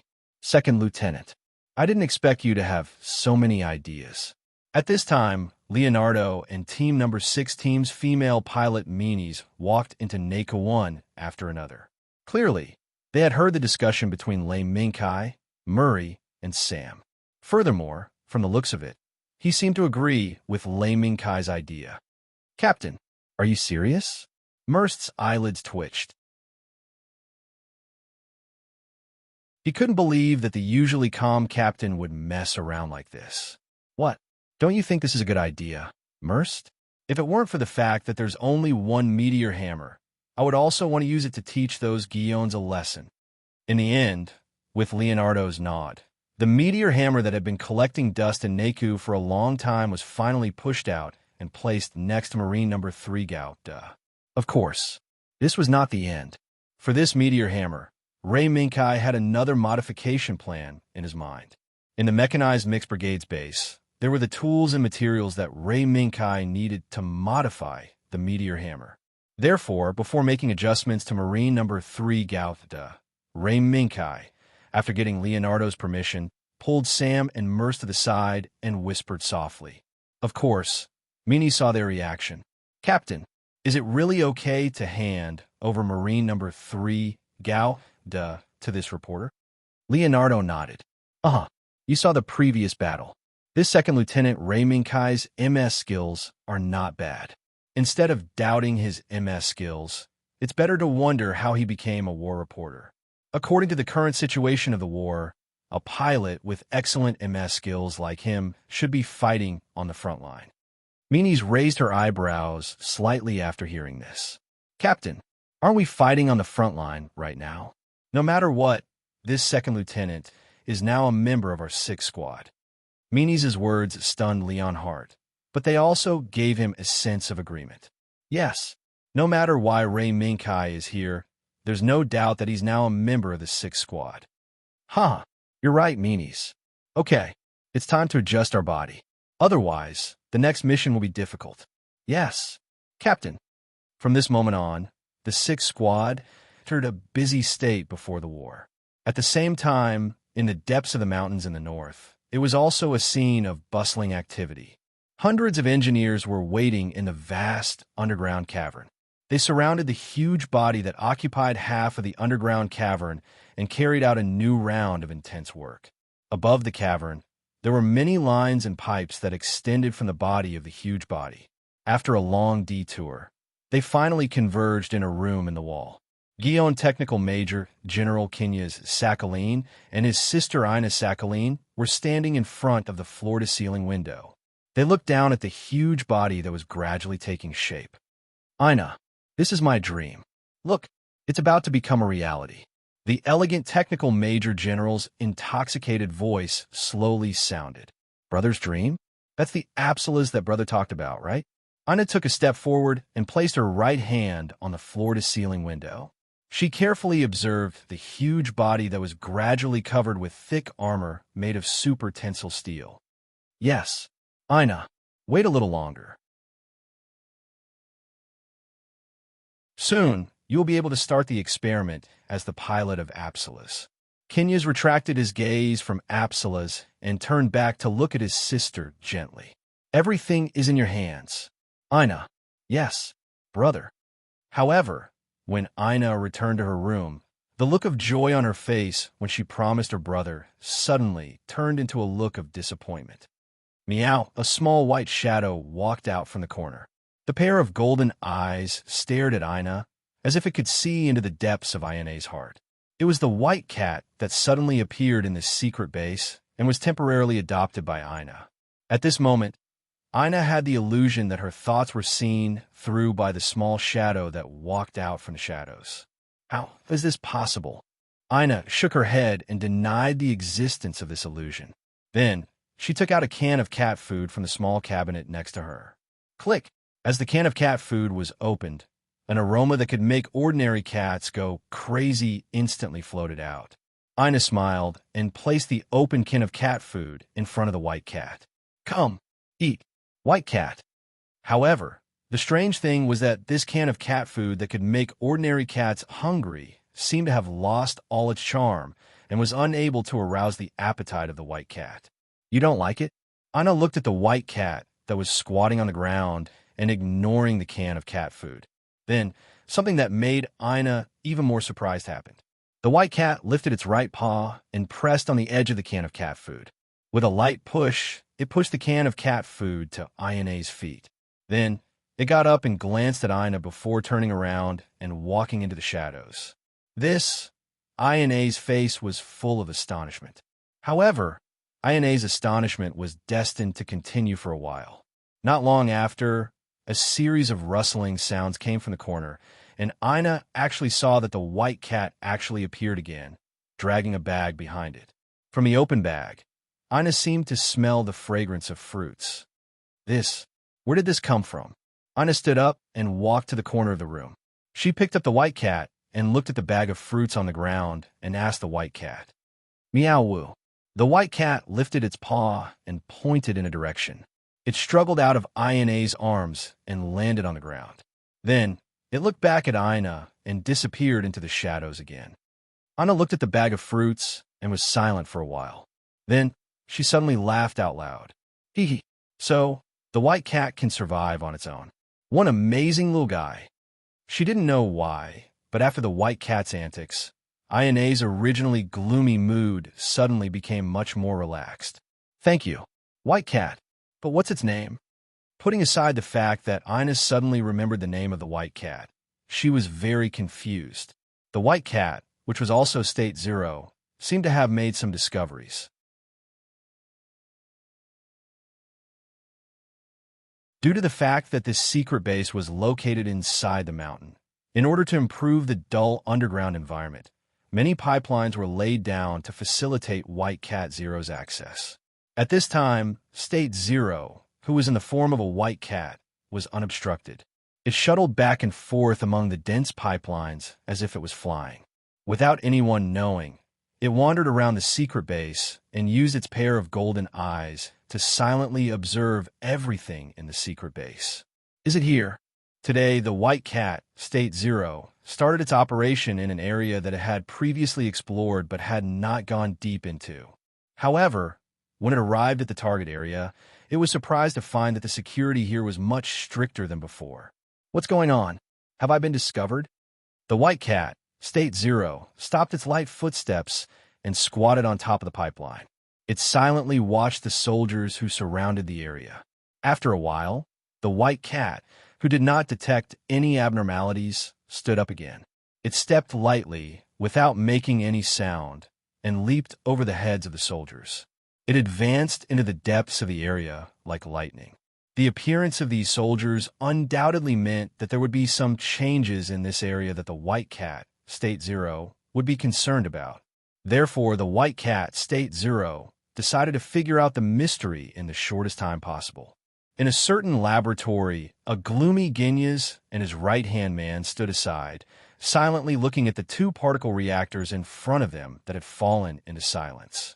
In the experiment, just now, the expected upper limit of power had indeed been reached. However, the problem of updating was placed in front of Ginyas and his assistant. "Major General, this is the reactor with the highest output that we can find at present. If this is still not enough, perhaps we can only try to take out the reactor of a few great demons in the base to experiment." Assistant A hesitated for a moment, but finally decided to say this. However, Ginyas remained silent. His silence made Assistant A, who had finally mustered up the courage to make a suggestion, fall into silence. Assistant B also dispelled the idea of following up. After an unknown amount of time, Ginyas slowly opened his mouth. However, he did not express his opinion on Assistant A's suggestion. Instead, he asked about another matter that seemed to have little to do with the current situation. "Where are our goods?" Assistant B shuddered and hurriedly responded, "Report. According to the contact report 6 hours ago, the convoy should have entered the vicinity of our first line of defense." The first line of defense? It seems that we should be able to make it in time. Hearing this news, Ginyas left the laboratory without looking back. The white cat, State Zero, who had sneaked in, heard the conversation between Ginyas and his assistant clearly. Output. Is the output of driving that big block not enough? State Zero, the white cat, was sizing up the reactor that had fallen into a dead silence while recalling the goods that Ginyas had mentioned. After combining the information that White Cat had gathered, an answer emerged. The goods that the Major General is concerned about might be the energy that can drive that big block. State Zero, the White Cat, pondered for a moment and finally concluded that the goods were most likely what Ray Minkai was looking for. Otherwise, it was impossible to analyze why Ginyas would still decide to wait for the goods to arrive when he clearly had a feasible suggestion. I'm afraid that all the reactors in this base can't be compared to that product. Can they? Then, there was only one answer. Fragments. The goods that Ginyas was concerned about were most likely the fragments that Ray Minkai and State Zero, the White Cat, were looking for.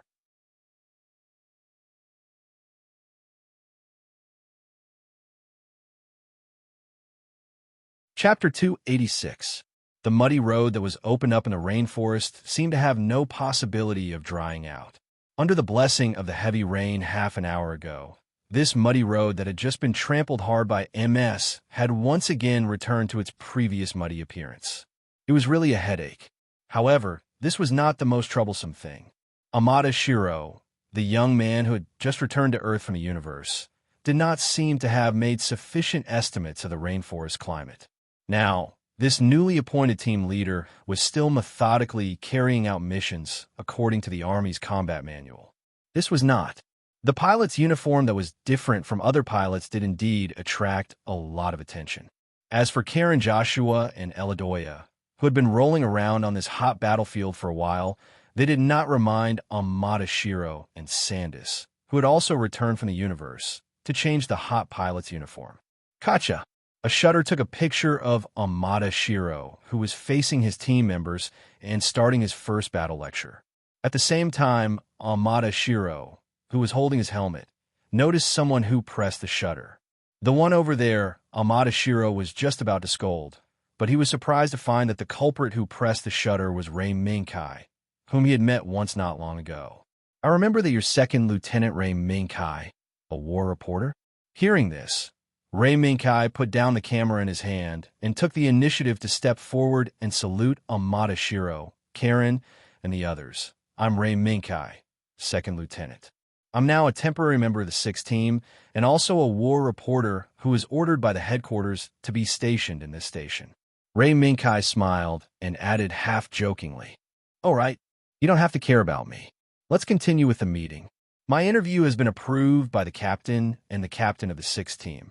Amada Shiro glanced at the camera in Ray Minkai's hand, shook his head helplessly, and raised his hand to return the salute. "I'm Amada Shiro, the captain of the 8th Team. Nice to meet you. Now our meeting is over. If there's anything, you can tell me directly. My team members still need to prepare before the battle." Ray Minkai looked around, nodded, and waved the camera in his hand. "That works too. If Captain Amada doesn't mind me disturbing you, then let's talk alone. Don't worry, I won't take up much of your time." So, after Shiro Amada dismissed Karen, Sandus, Eladoya, and the others, Ray Minkai and Shiro Amada went to Gauta, who was assigned to Shiro Amada, and began the pre-battle interview. "Come, look at the camera." Of course. Before the interview, Ray Minkai still had to take a few photos of Shiro Amada and Gauta Lujan. After some fiddling, the group photo problem was solved perfectly. Then let's begin. Captain Amada. I heard that on the eve of your landing on Earth, you once piloted the Iron Ball and fought against Ji-Wang Zagu, and even shot him down. Ray Minkai skillfully took out a notebook from his pocket and began to record. Yes, it's true, but the actual situation is that the Iron Ball I was piloting was shot down together with Zagu. So, this is not a commendable achievement. Shiro Amada shook his head, and there was no pride on his face. Perished together? But Captain Amada, according to the information I know, The exchange ratio between our iron ball and Ji Wang Zagu is at least 10-1. And the captain was able to kill Ji Wang Zagu with the iron ball, which is really amazing. When Ray Minkai wrote down the names of the iron ball and Zagu in the notebook, he slowly said the cruel exchange ratio data. No, it's just that I was lucky. Second Lieutenant, this is not a commendable thing. Facing Ray Minkai's praise, Shiro Amada still maintained his original humility. Captain Amada is really modest. Then, next question. How do you feel on Earth? After Ray Minkai praised again, he immediately led the topic to Shiro Amada's tight pilot suit. Although Ray Minkai didn't have much experience in space combat, he knew the difference between the space combat environment and Earth combat environment. In the universe, wearing a tight pilot suit was a measure to protect oneself well. However, on Earth, where there was a clear difference in climate and a complex combat environment with many changes, the tight pilot suit had become a difficult choice. If the body of the pilot was equipped with an air conditioning system, it wouldn't be a problem. But Gouda, which Shiro Amada was piloting, didn't seem to have an air conditioning system. It's okay. It's just a little hot. After Ray Minkai said that, Shiro Amada seemed to feel that the pilot suit he was wearing seemed to be getting hotter and hotter, especially now that the scorching sun above his head gradually rose to the top. The body became particularly sensitive to temperature changes. The hotter he felt, the more fine the sweat on Shiro Amada's forehead became, and the speed at which the sweat condensed could almost be described as visible to the naked eye. Captain Amada, you can change out of this pilot suit now. After all, the climate here is too hot. Some combat rules also depend on the situation, right? Ray Minkai closed the notebook in his hand, stood up, and saluted Shiro Amada. Today's interview is over. I won't take up Captain Amada's time. Thank you very much for your help. No, it's nothing. Second Lieutenant Ray Minkai. Shiro Amada quickly stood up and saluted Ray Minkai. Captain Amada, sometimes men don't need to be so humble. Before leaving, Ray Minkai patted Shiro Amada on the shoulder with a smile and left a sentence that made Shiro Amada a little confused. But in the next moment, Shiro Amada's vision suddenly became blurred. Sweat flowed into his eyes. Not good. I need to change out of this pilot's suit quickly. At this moment, the number on the clock showed that it was 10:50 in the morning. According to the intelligence, around 1500 hours in the afternoon, a batch of goods escorted by MS John would pass by the road near the rainforest. At that time, the 6th and 8th squads ambushing in this rainforest would ambush this batch of goods. Second Lieutenant, is the interview over? Sitting in the number 1 Marine Gao, Liorut saw Ray Minkai walking back from the woods. It's finally done. Captain Liorut, thank you very much for your help. Ray Minkai raised the camera in his hand and thanked with a smile. Liorut shook his head, walked down from the open cockpit, and came to Ray Minkai. Second Lieutenant, although in the previous battle, we witnessed your MS skills, but the next battle may be a tough one. Take care. Liorut's words surprised Ray Minkai, but he didn't say much. He only responded with a salute. Yes, Captain Liorut. Then Master came out from behind an ammo box and shouted at Ray Minkai, "Let's go." Hey, reporter, Second Lieutenant. Your body is ready. Do you want to go up and give it a try? Is it finally ready? I thought it would take some time. Hearing this, Ray Minkai remembered his somewhat messy modification plan. Although it was messy, it's still done. If you don't believe me, you can ask the captain.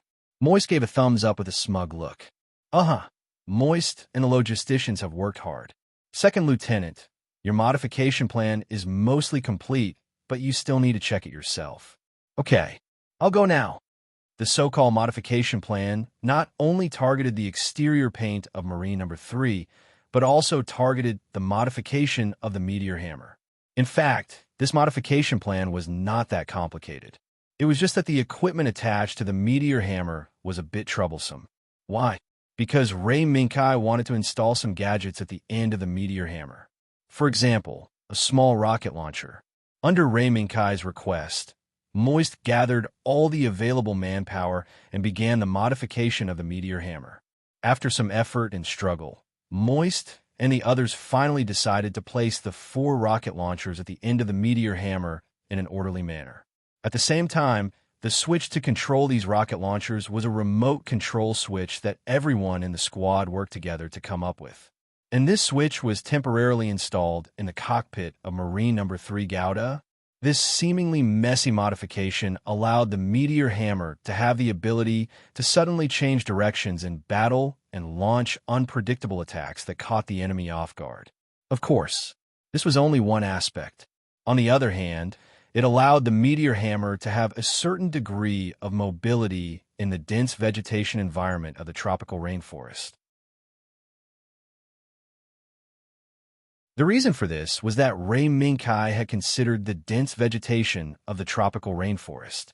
During close-range combat, the slightest carelessness would cause the weapons of the MS pilots to be entangled by the dense branches and vines. They would lose the opportunity to kill the enemy, and might even lose their lives because of this. These were not one-sided conjectures of Ray Minkai. Countless MS pilots who had died because of this had paved a path of blood ahead of them. After a while, Ray Minkai sat on the Prepare Marine Number 3 Gouda and turned on the system of Marine Number 3 Gouda's second lieutenant. The switch is here. It's a joystick. Pressing it will activate the rocket launcher. Moving it up, down, left, and right will control the direction of the rocket launcher. Although it looks a little troublesome, it's the best solution we can think of in such a short time. Merster, who was lying outside the cockpit of Marine Number 3 Gouda, pointed at the small joystick next to the left joystick. Ray Minkai nodded and tried to move the joystick up, down, left, and right without activating the rocket launcher. It felt good. He just didn't know what kind of scene it would be in the battle. It feels good. It's just that we don't have much time to test it now. Merster, thank you. Hey, it's no big deal. Although your modification plan is a little messy, it's actually quite interesting. Let me look forward to your performance.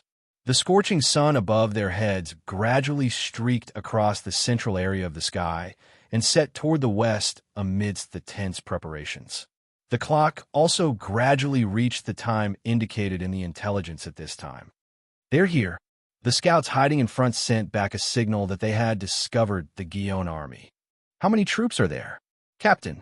Ray Minkai raised his hand and pressed the button to close the hatch. While adjusting the seatbelt on his body, he asked, Zaga 6, Combat Helicopter 4, and 3 Magella tanks. Leon Hart glanced at the information sent back by the scouts. It looks very grand. Did we catch a big fish this time?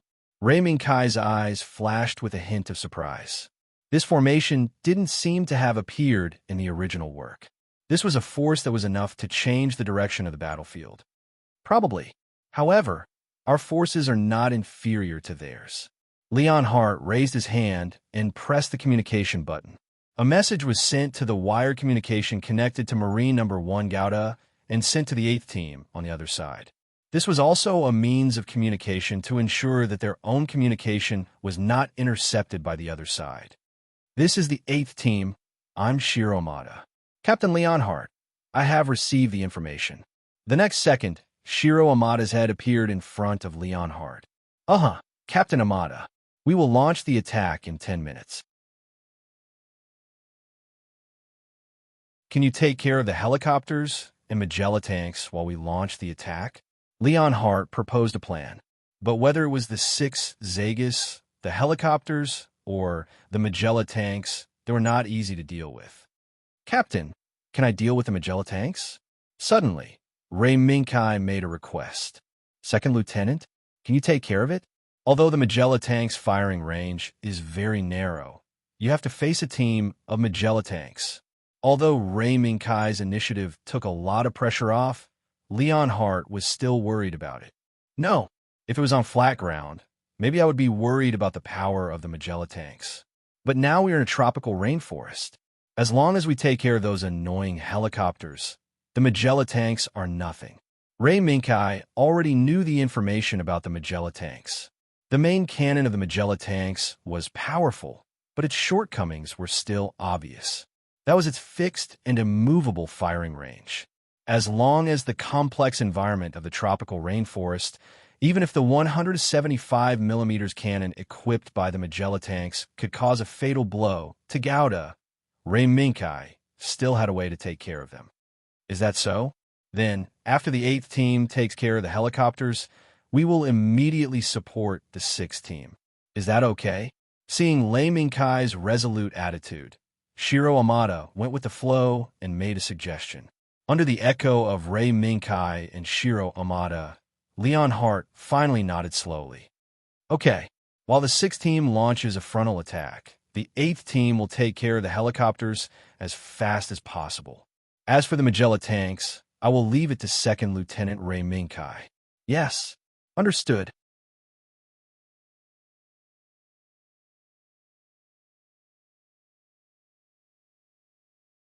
Chapter 287. Combat helicopters flew across the sky. They circled back and forth on the road leading to the secret base, constantly monitoring the surrounding situation and providing the first warning signs for their teammates. On both sides of the road, there were 6 Zago eyes in a guard formation, constantly protecting the 3 trucks driving on the road. In addition, behind these 3 large trucks, there were 3 Megara tanks following closely behind. Other than the underground, in the sky, the truck team was firmly protected by the Zago eyes, combat helicopters, and Megara tanks. Captain, what is this thing we are escorting this time? We actually have to mobilize such a force. With this number of forces on the front line, we can beat the shit out of those cowardly Federation army. The escort journey was boring. Seeing that they had entered the final stage, a Zagu Eyes pilot finally couldn't help but speak. Yeah, Captain, what the hell are we giving away this time? The monotonous escort mission had caused everyone's nerves to be stretched taut. When the inquiry sounded, everyone immediately responded, trying to use this as an excuse to relieve their tense nerves. A hoarse voice came from a Zagu Eye at the front, which was the Captain Zagu Eye. I'm not too sure either. When we accepted this mission, the higher-ups didn't tell us too much about the details of the goods. The only thing we know is that the goods this time may affect the direction of the entire war. The captain shook his head and told the team what he knew and what he could say. After all, before this team departed, even the captain didn't receive much information about the mission. The only thing they knew was that they had to deliver the goods to Major General Kinias Sakhalin's hands within the time limit. Everyone, let's work harder. We're almost there. Also, the eyes of the helicopters, watch carefully. No matter how cowardly the Federation army is, they won't let our team freely pass through the war zone and enter our secret base. Yes. In the team's response, the combat helicopters hovering in the sky immediately dispersed and began to carry out routine reconnaissance in the outer area, according to the original plan.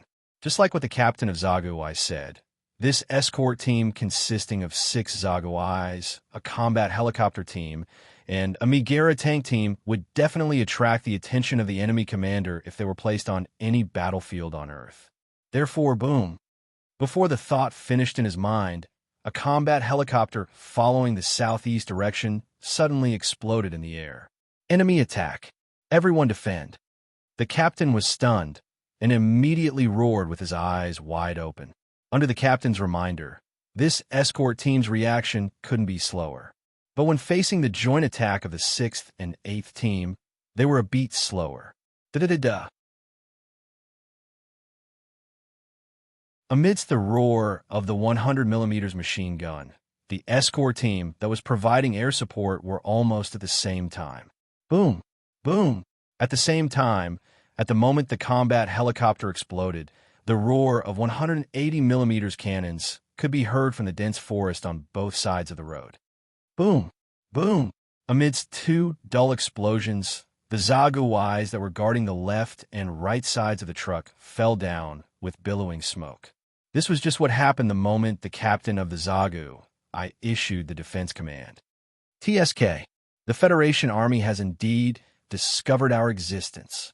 Everyone, shrink the defense circle. The truck leaves the road. The Megara tanks protect. The trucks retreat. Quick! Da-da-da! Just as the truck completed its turn, a barrage of bullets immediately lit up from the forest on the side, constantly creating sparks on the armor of the Zagu Eyes. In the midst of the clanking sound of bullets, in order to avoid being hit in the vital parts and end up with the body exploding, except for the two Zaguais that were blown down by the 180mm cannons, the rest of the Zaguais lowered their bodies and tried their best to use a shoulder shield on their right shoulder to block the bullets from the depths of the dense forest. However, this was only a choice made in a moment of desperation. Whether it was the Zaguai or the Zaguai's Gauda, who was hiding in the dense forest to launch a surprise attack, they all knew that relying on a shoulder shield, which was much smaller compared to the size of the Zaguai's body, could not completely block the attacks. Therefore, the roar of the 180mm cannons once again sounded in the dense forest. Over there, the moment the dull roar sounded, the captain of the Zaguai's team immediately locked onto the flashing light from the depths of the dense forest. "One person, come. Follow me. We must take out those two cannons as soon as possible." This was a helpless choice. From the beginning of the surprise attack until now, the captain of the Zagu, I had no way of knowing the exact number of the 6th and 8th teams. The only way to know the size and location of the enemy, which was the combat helicopter, was also blown up in the air at the moment the battle began. Therefore, the captain of the Zagu, who was undoubtedly a blind man, could only choose to take the risk to bring people into the dense forest and take out the two 180mm cannons that were constantly roaring. Otherwise, whether it was the Zagu, or the trucks that were preparing to withdraw from the road and retreat to the safe area, they would all be shot to death by the 180mm cannons hidden in the depths of the dense forest. As for what kind of attack would the Zagu encounter after splitting up, the captain of the Zagu, I had no other choice. Otherwise, he would be faced with a situation where he could neither advance nor retreat. 6th team, this is the 8th team, Shiro Amada. Zaguai is splitting up. Move out immediately. Opening the scope in front of him, Shiro Amada's mouth evoked a smug smile. From the beginning, the enemy's actions developed as the joint speculation of the two teams.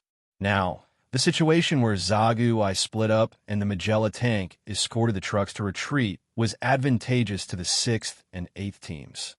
6th team received. The combat helicopter has been cleared and began to attack the remaining Zagu. As soon as Liord's voice sounded, a series of explosions immediately sounded on the other side of the road. Obviously, the members of the 6th team had already engaged with Zaguai, who was left on the road. "Sandus, Karen, let's go." Yes. The huge MS did not move, but once it moved, it was so powerful that it startled all the birds and beasts that stayed in the dense forest. The sky that was filled with billowing smoke was full of birds that hurriedly flapped their wings and flew high.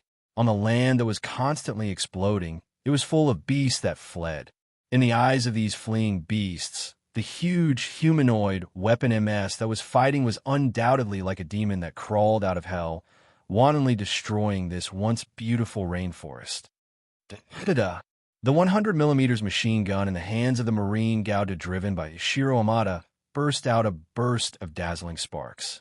While the bushes in front of him were scattered, the 120mm machine gun in the hands of the Zagu, hidden behind him, exploded on the spot. The Zaguai, who was caught off guard and had its 120mm machine gun destroyed, did not panic.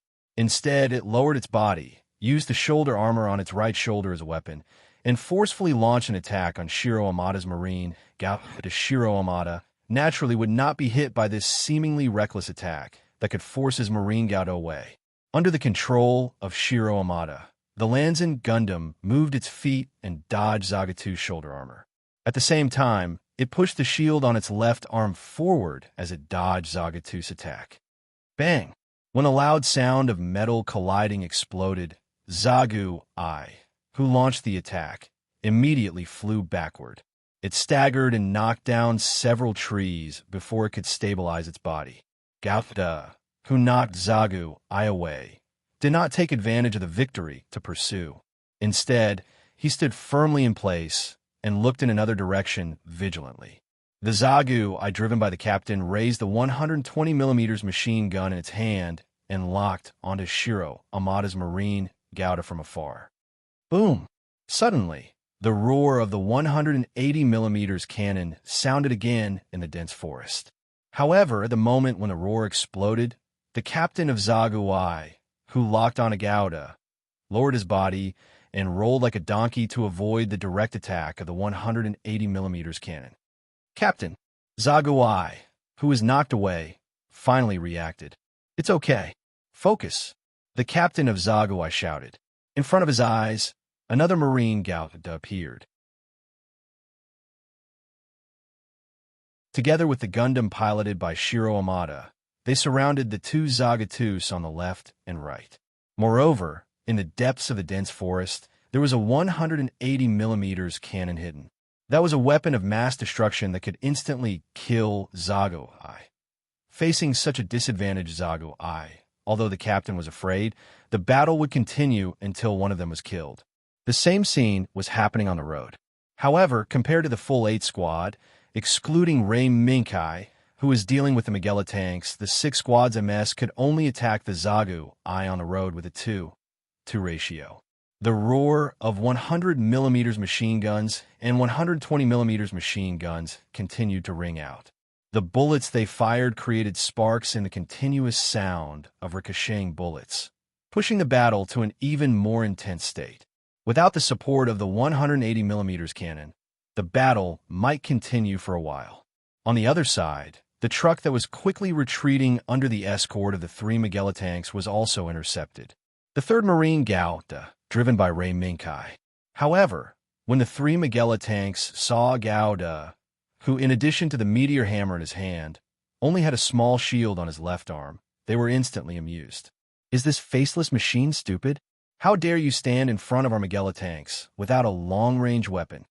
Amidst the mocking laughter, the Magella tanks quickly blocked the truck behind them, quickly raised their barrels, locked onto Marine Gouda, and fired on the spot. Boom, boom, boom.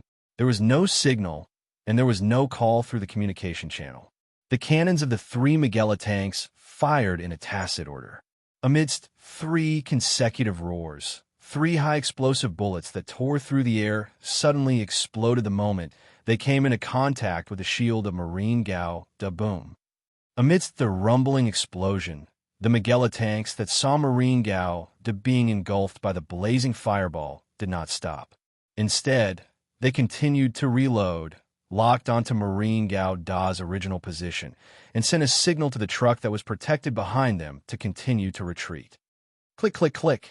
At this moment, before the rolling fireball dissipated, a slight but somewhat strange sound penetrated the armor of the Magella tanks and rang in the ears of John. "What's that sound?" Boom! All of a sudden, before John could figure out where the strange sound came from, he was suddenly hit by a huge force and fell into the darkness without any resistance. And this John pilot's teammates, the pilots in the other 2 Magella tanks, looked at the black shadow that flew up from the smashed 3rd Magella tank in horror. A meteor hammer. The meteor hammer that suddenly appeared and flattened one of the 3 Magella tanks returned to the hands of the number 3 Gundam that should have been destroyed by the Magella tank's barrage of shots. How is it possible? It didn't fall?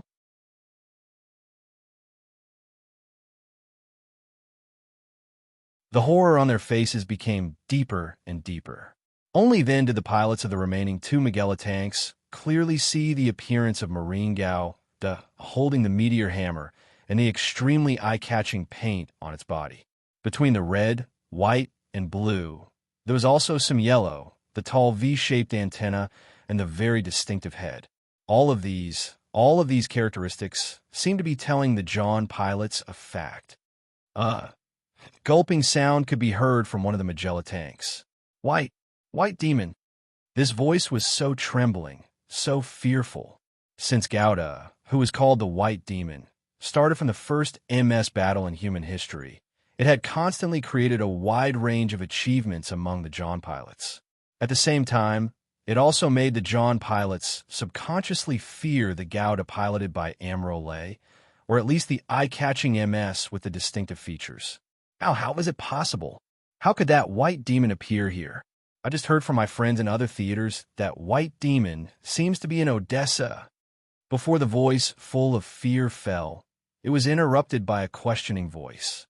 However, no matter if it was fear or doubt, Marine Gao, holding the meteor hammer and painted very similar to the legendary White Demon, would not stop his attack because of this. Looks like Marine Gao Da's disguise still has some effect. Ray Minkai snorted and his hands immediately moved. The gears moved rapidly. Number 3 Land Fighter Gundam immediately stepped forward. As it sped up, it waved the meteor hammer in its hand and attacked the remaining 2 Megara tanks. He's coming. Retreat quickly. Retreat while attacking. The Gundam number 3, which had brazenly launched a frontal attack, interrupted the doubts of the Megala tank pilots and made them focus on the battle in front of them. Want to escape? Dream on. Marine Gao turned his right hand, and the meteor hammer was instantly thrown out.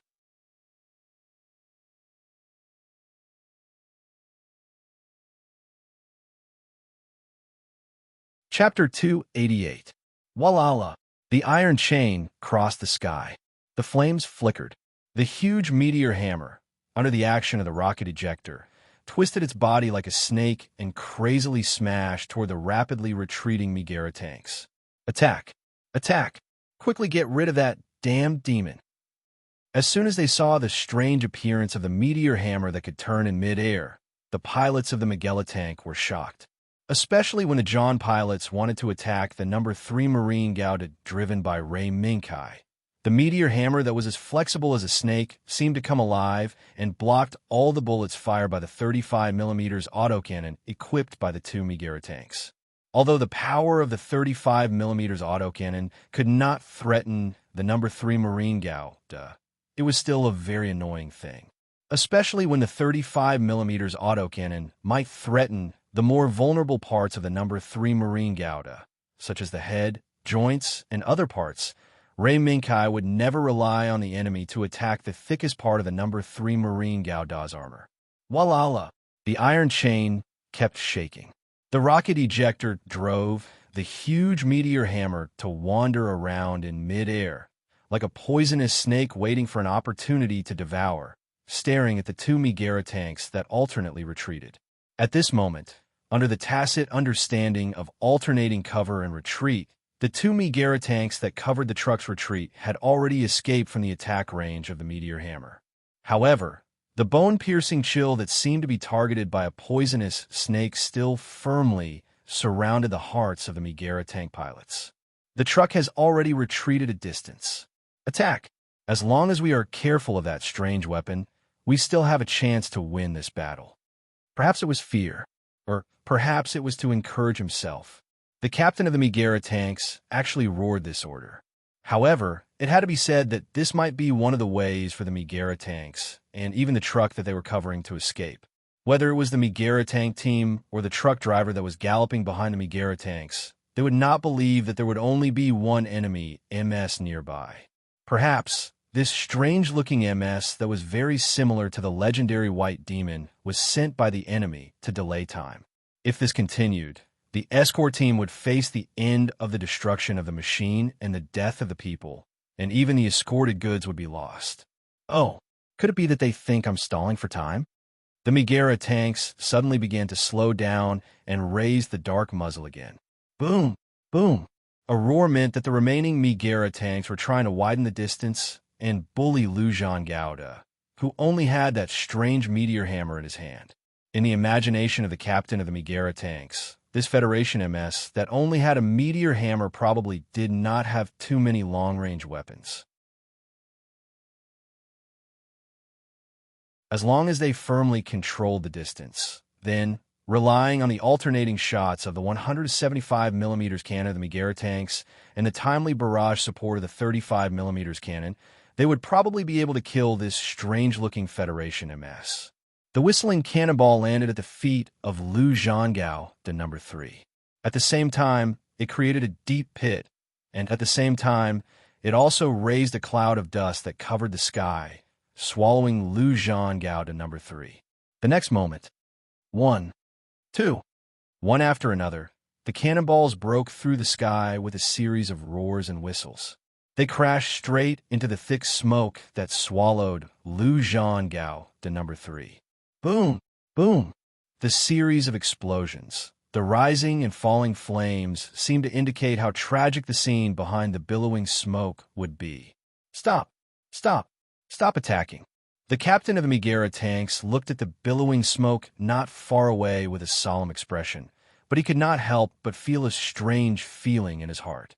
The momentum of this explosion was probably not something that could be formed by the explosions of cannonballs. The only thing that could cause such a powerful explosion was only one answer. That was the strange-looking Federation MS had probably been killed by their 2 Megara tanks. But was that really the case?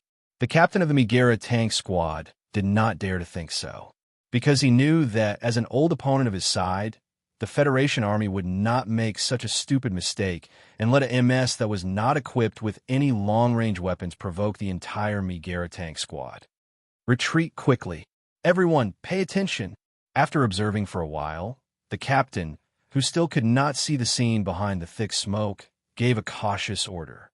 However, before the other Megara tank could move a few steps, a black shadow flew out from the dense forest without any warning and accurately and fatally smashed the head of the Megara tank. In just the blink of an eye, the Megara tank that had joined forces with the captain of the Megara tank squad to bombard ground fighter number 3 Gao was smashed flat. Crack! Boom! With a burst of electric sparks from the flattened Megara tank, the Megara tank exploded with a loud bang. How is this possible? There's actually an MS that can survive the siege of the Megara tanks? The captain of the Megara tank squad, who was lucky enough to survive, stared blankly at the figure who slowly retracted the meteor hammer that had performed meritorious service again into the forest. And this figure was ground fighter number 3 Gauda, who should have been smashed to pieces under the siege of the Megara tanks.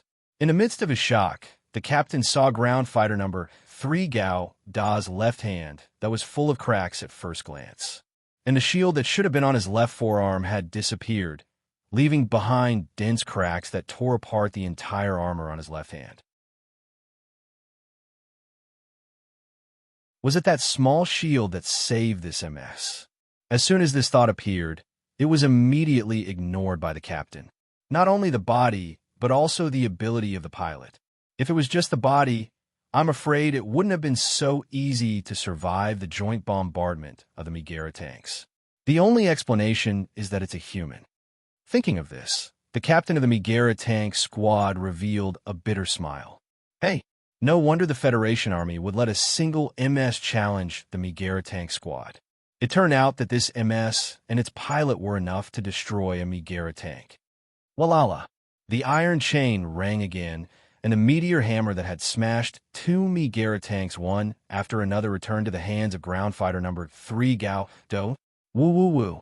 Ground fighter number 3 Gao Da's right hand gently swung, and the huge meteor hammer suddenly rotated, and the rocket launcher installed on it was even more dazzling, madly increasing the speed of the meteor hammer's rotation until bursts of whistling wind formed in the hands of ground fighter number 3 Gao Da, the last one.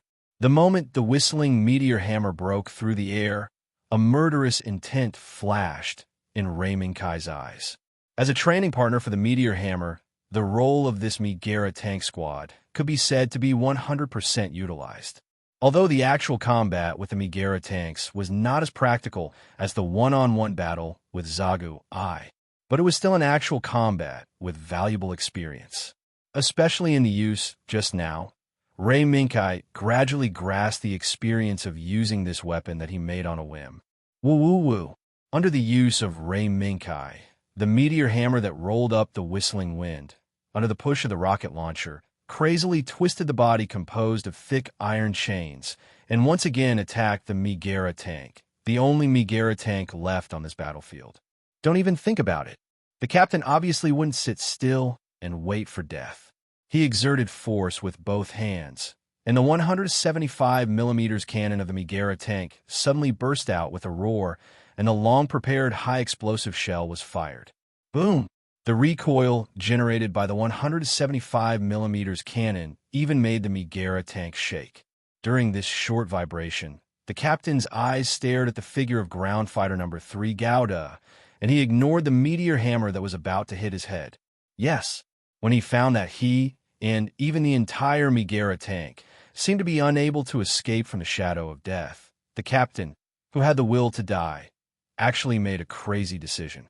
That was to die together. The roar of the 175mm cannon represented the determination of the captain. Amidst the roar of the cannons, the high explosive bomb that broke through the sky exploded the moment it was about to come into contact with the Gundam number 3. Boom! The fireball tore through the air and also brought the billowing smoke into this world. And under the rising flames was the Megara tank that was flattened by the meteor hammer. The only remaining Megara tank, as well as its owner, the captain, were all flattened by the meteor hammer at the moment of the explosion of the high explosive shell, and they were reduced from a three-dimensional plane to a two-dimensional plane. Moreover, the captain's will to die, his idea of dying together, was destined to fail. Walala! The meteor hammer that flattened the Megara tank was once again thrown back by the chain. And the figure that welcomed the meteor hammer that effortlessly killed the Megara team was ground fighter number 3 Gauta, who stepped out of the billowing flames. Fortunately, it's just a high explosive shell. Otherwise, the left hand of ground fighter Gao would be destroyed. Ray Minkai glanced at the failure display on screen. Above that was the status of ground fighter Gauda that Ray Minkai had just acquired. On the left hand of ground fighter Gauda, there was an arm pattern flashing with bursts of red light. Clearly, during the attack just now, Lei Minkai had decisively raised his left arm, which had already shattered the outer armor and blocked the high explosive bullet's flight path, forcibly blocking it. The price was that ground fighter number 3 Gao De lost his left hand. It seems to be a bit of loss. Ray Minkai glanced at the Megara tank that had already become a pile of scrap metal and shook his head slightly. Forget it. Let's hurry up and chase the truck. With a stomp of both feet, ground fighter number 3 Gao Da's jetpack, in the midst of a low roar, erupted with a force that was enough to make ground fighter number 3 soar into the air and flee to somewhere 10 kilometers away. The truck took advantage of the gap between the battle between Megara's tank and ground fighter number 3 Gao to escape here. Don't even think about escaping. The momentum of the huge humanoid body breaking through the air was quite terrifying, especially the scene of a meteor falling from the sky and smashing into the ground, setting off bursts of wind. The truck driver subconsciously stepped on the brakes, and he didn't have the slightest idea of escaping. Surrender. I won't hurt you. The huge meteor hammer was placed not far in front of the truck by ground fighter number 3 Gauda, and Ray Minkai's voice also came out. Looking at the driver who rolled out of the truck awkwardly and raised his hands toward ground fighter number 3 Gauda, Ray Minkai turned his head and glanced at the area where the battle didn't seem to have ended. It seems that this mysterious gift still needs to be opened by me. Half an hour later, an urgent message was sent to the desk of Major General Kenyas. Picking up the urgent document, Kenyas, who hadn't finished reading it, angrily slammed the document in his hand on the desk. This is too much. The cowardly Federation army actually detained our goods. For this, we also paid an elite armored force. Damn it. Kenyas' roar didn't last long. After realizing that he had lost his composure, Kenyas immediately calmed himself down and swept a glance at the empty office. He subconsciously lowered his head and thought to himself, I'm afraid I'll have to deal with you. It seems I can only take that step. This is all because of the Federation army. After a moment of silence, Kenyas, who seemed to have made a decision, looked at the phone on the desk. It's me. Let everyone prepare. Change to Plan B. Yes, we lost the goods. It's time to use the backup plan. Yes, that's it. The details, after the manpower is gathered, I will personally give the order. Kenyas didn't know if this order would have any impact on John's future development, but he knew that this decision would definitely fulfill his long-cherished wish to let him create Apsalas successfully. Putting down the phone, Kenyas clenched his fist tightly. Wait and see. Federation Army. Soon, you will receive a surprise from the Sakhaline family. The more he thought about it, the closer he felt to his dream, and suddenly laughed out loud. However, his expression was seen by a small figure hidden in a corner at the top of the room. Kai robbed this guy's goods? Interesting. Although I can't see what the goods look like with my own eyes, at least I can at least see what they look like. But at the very least, I can see what this man is hiding. What is it? White Cat State Zero opened its mouth slightly, and the corners of its mouth seemed to curl up a little. State White Cat Zero didn't have to wait for long. Kenya's gradually calmed down and returned to his serious look of a technical major general. He finally stood up and walked out of the door. White Cat State Zero followed closely behind Kenya's like a shadow, waiting for the moment when Kenya's, who had lost the goods, would reveal his trump card. You're tuning into the Warrior Lore YouTube channel. Don't forget to subscribe and join us on this journey to catch the most captivating stories.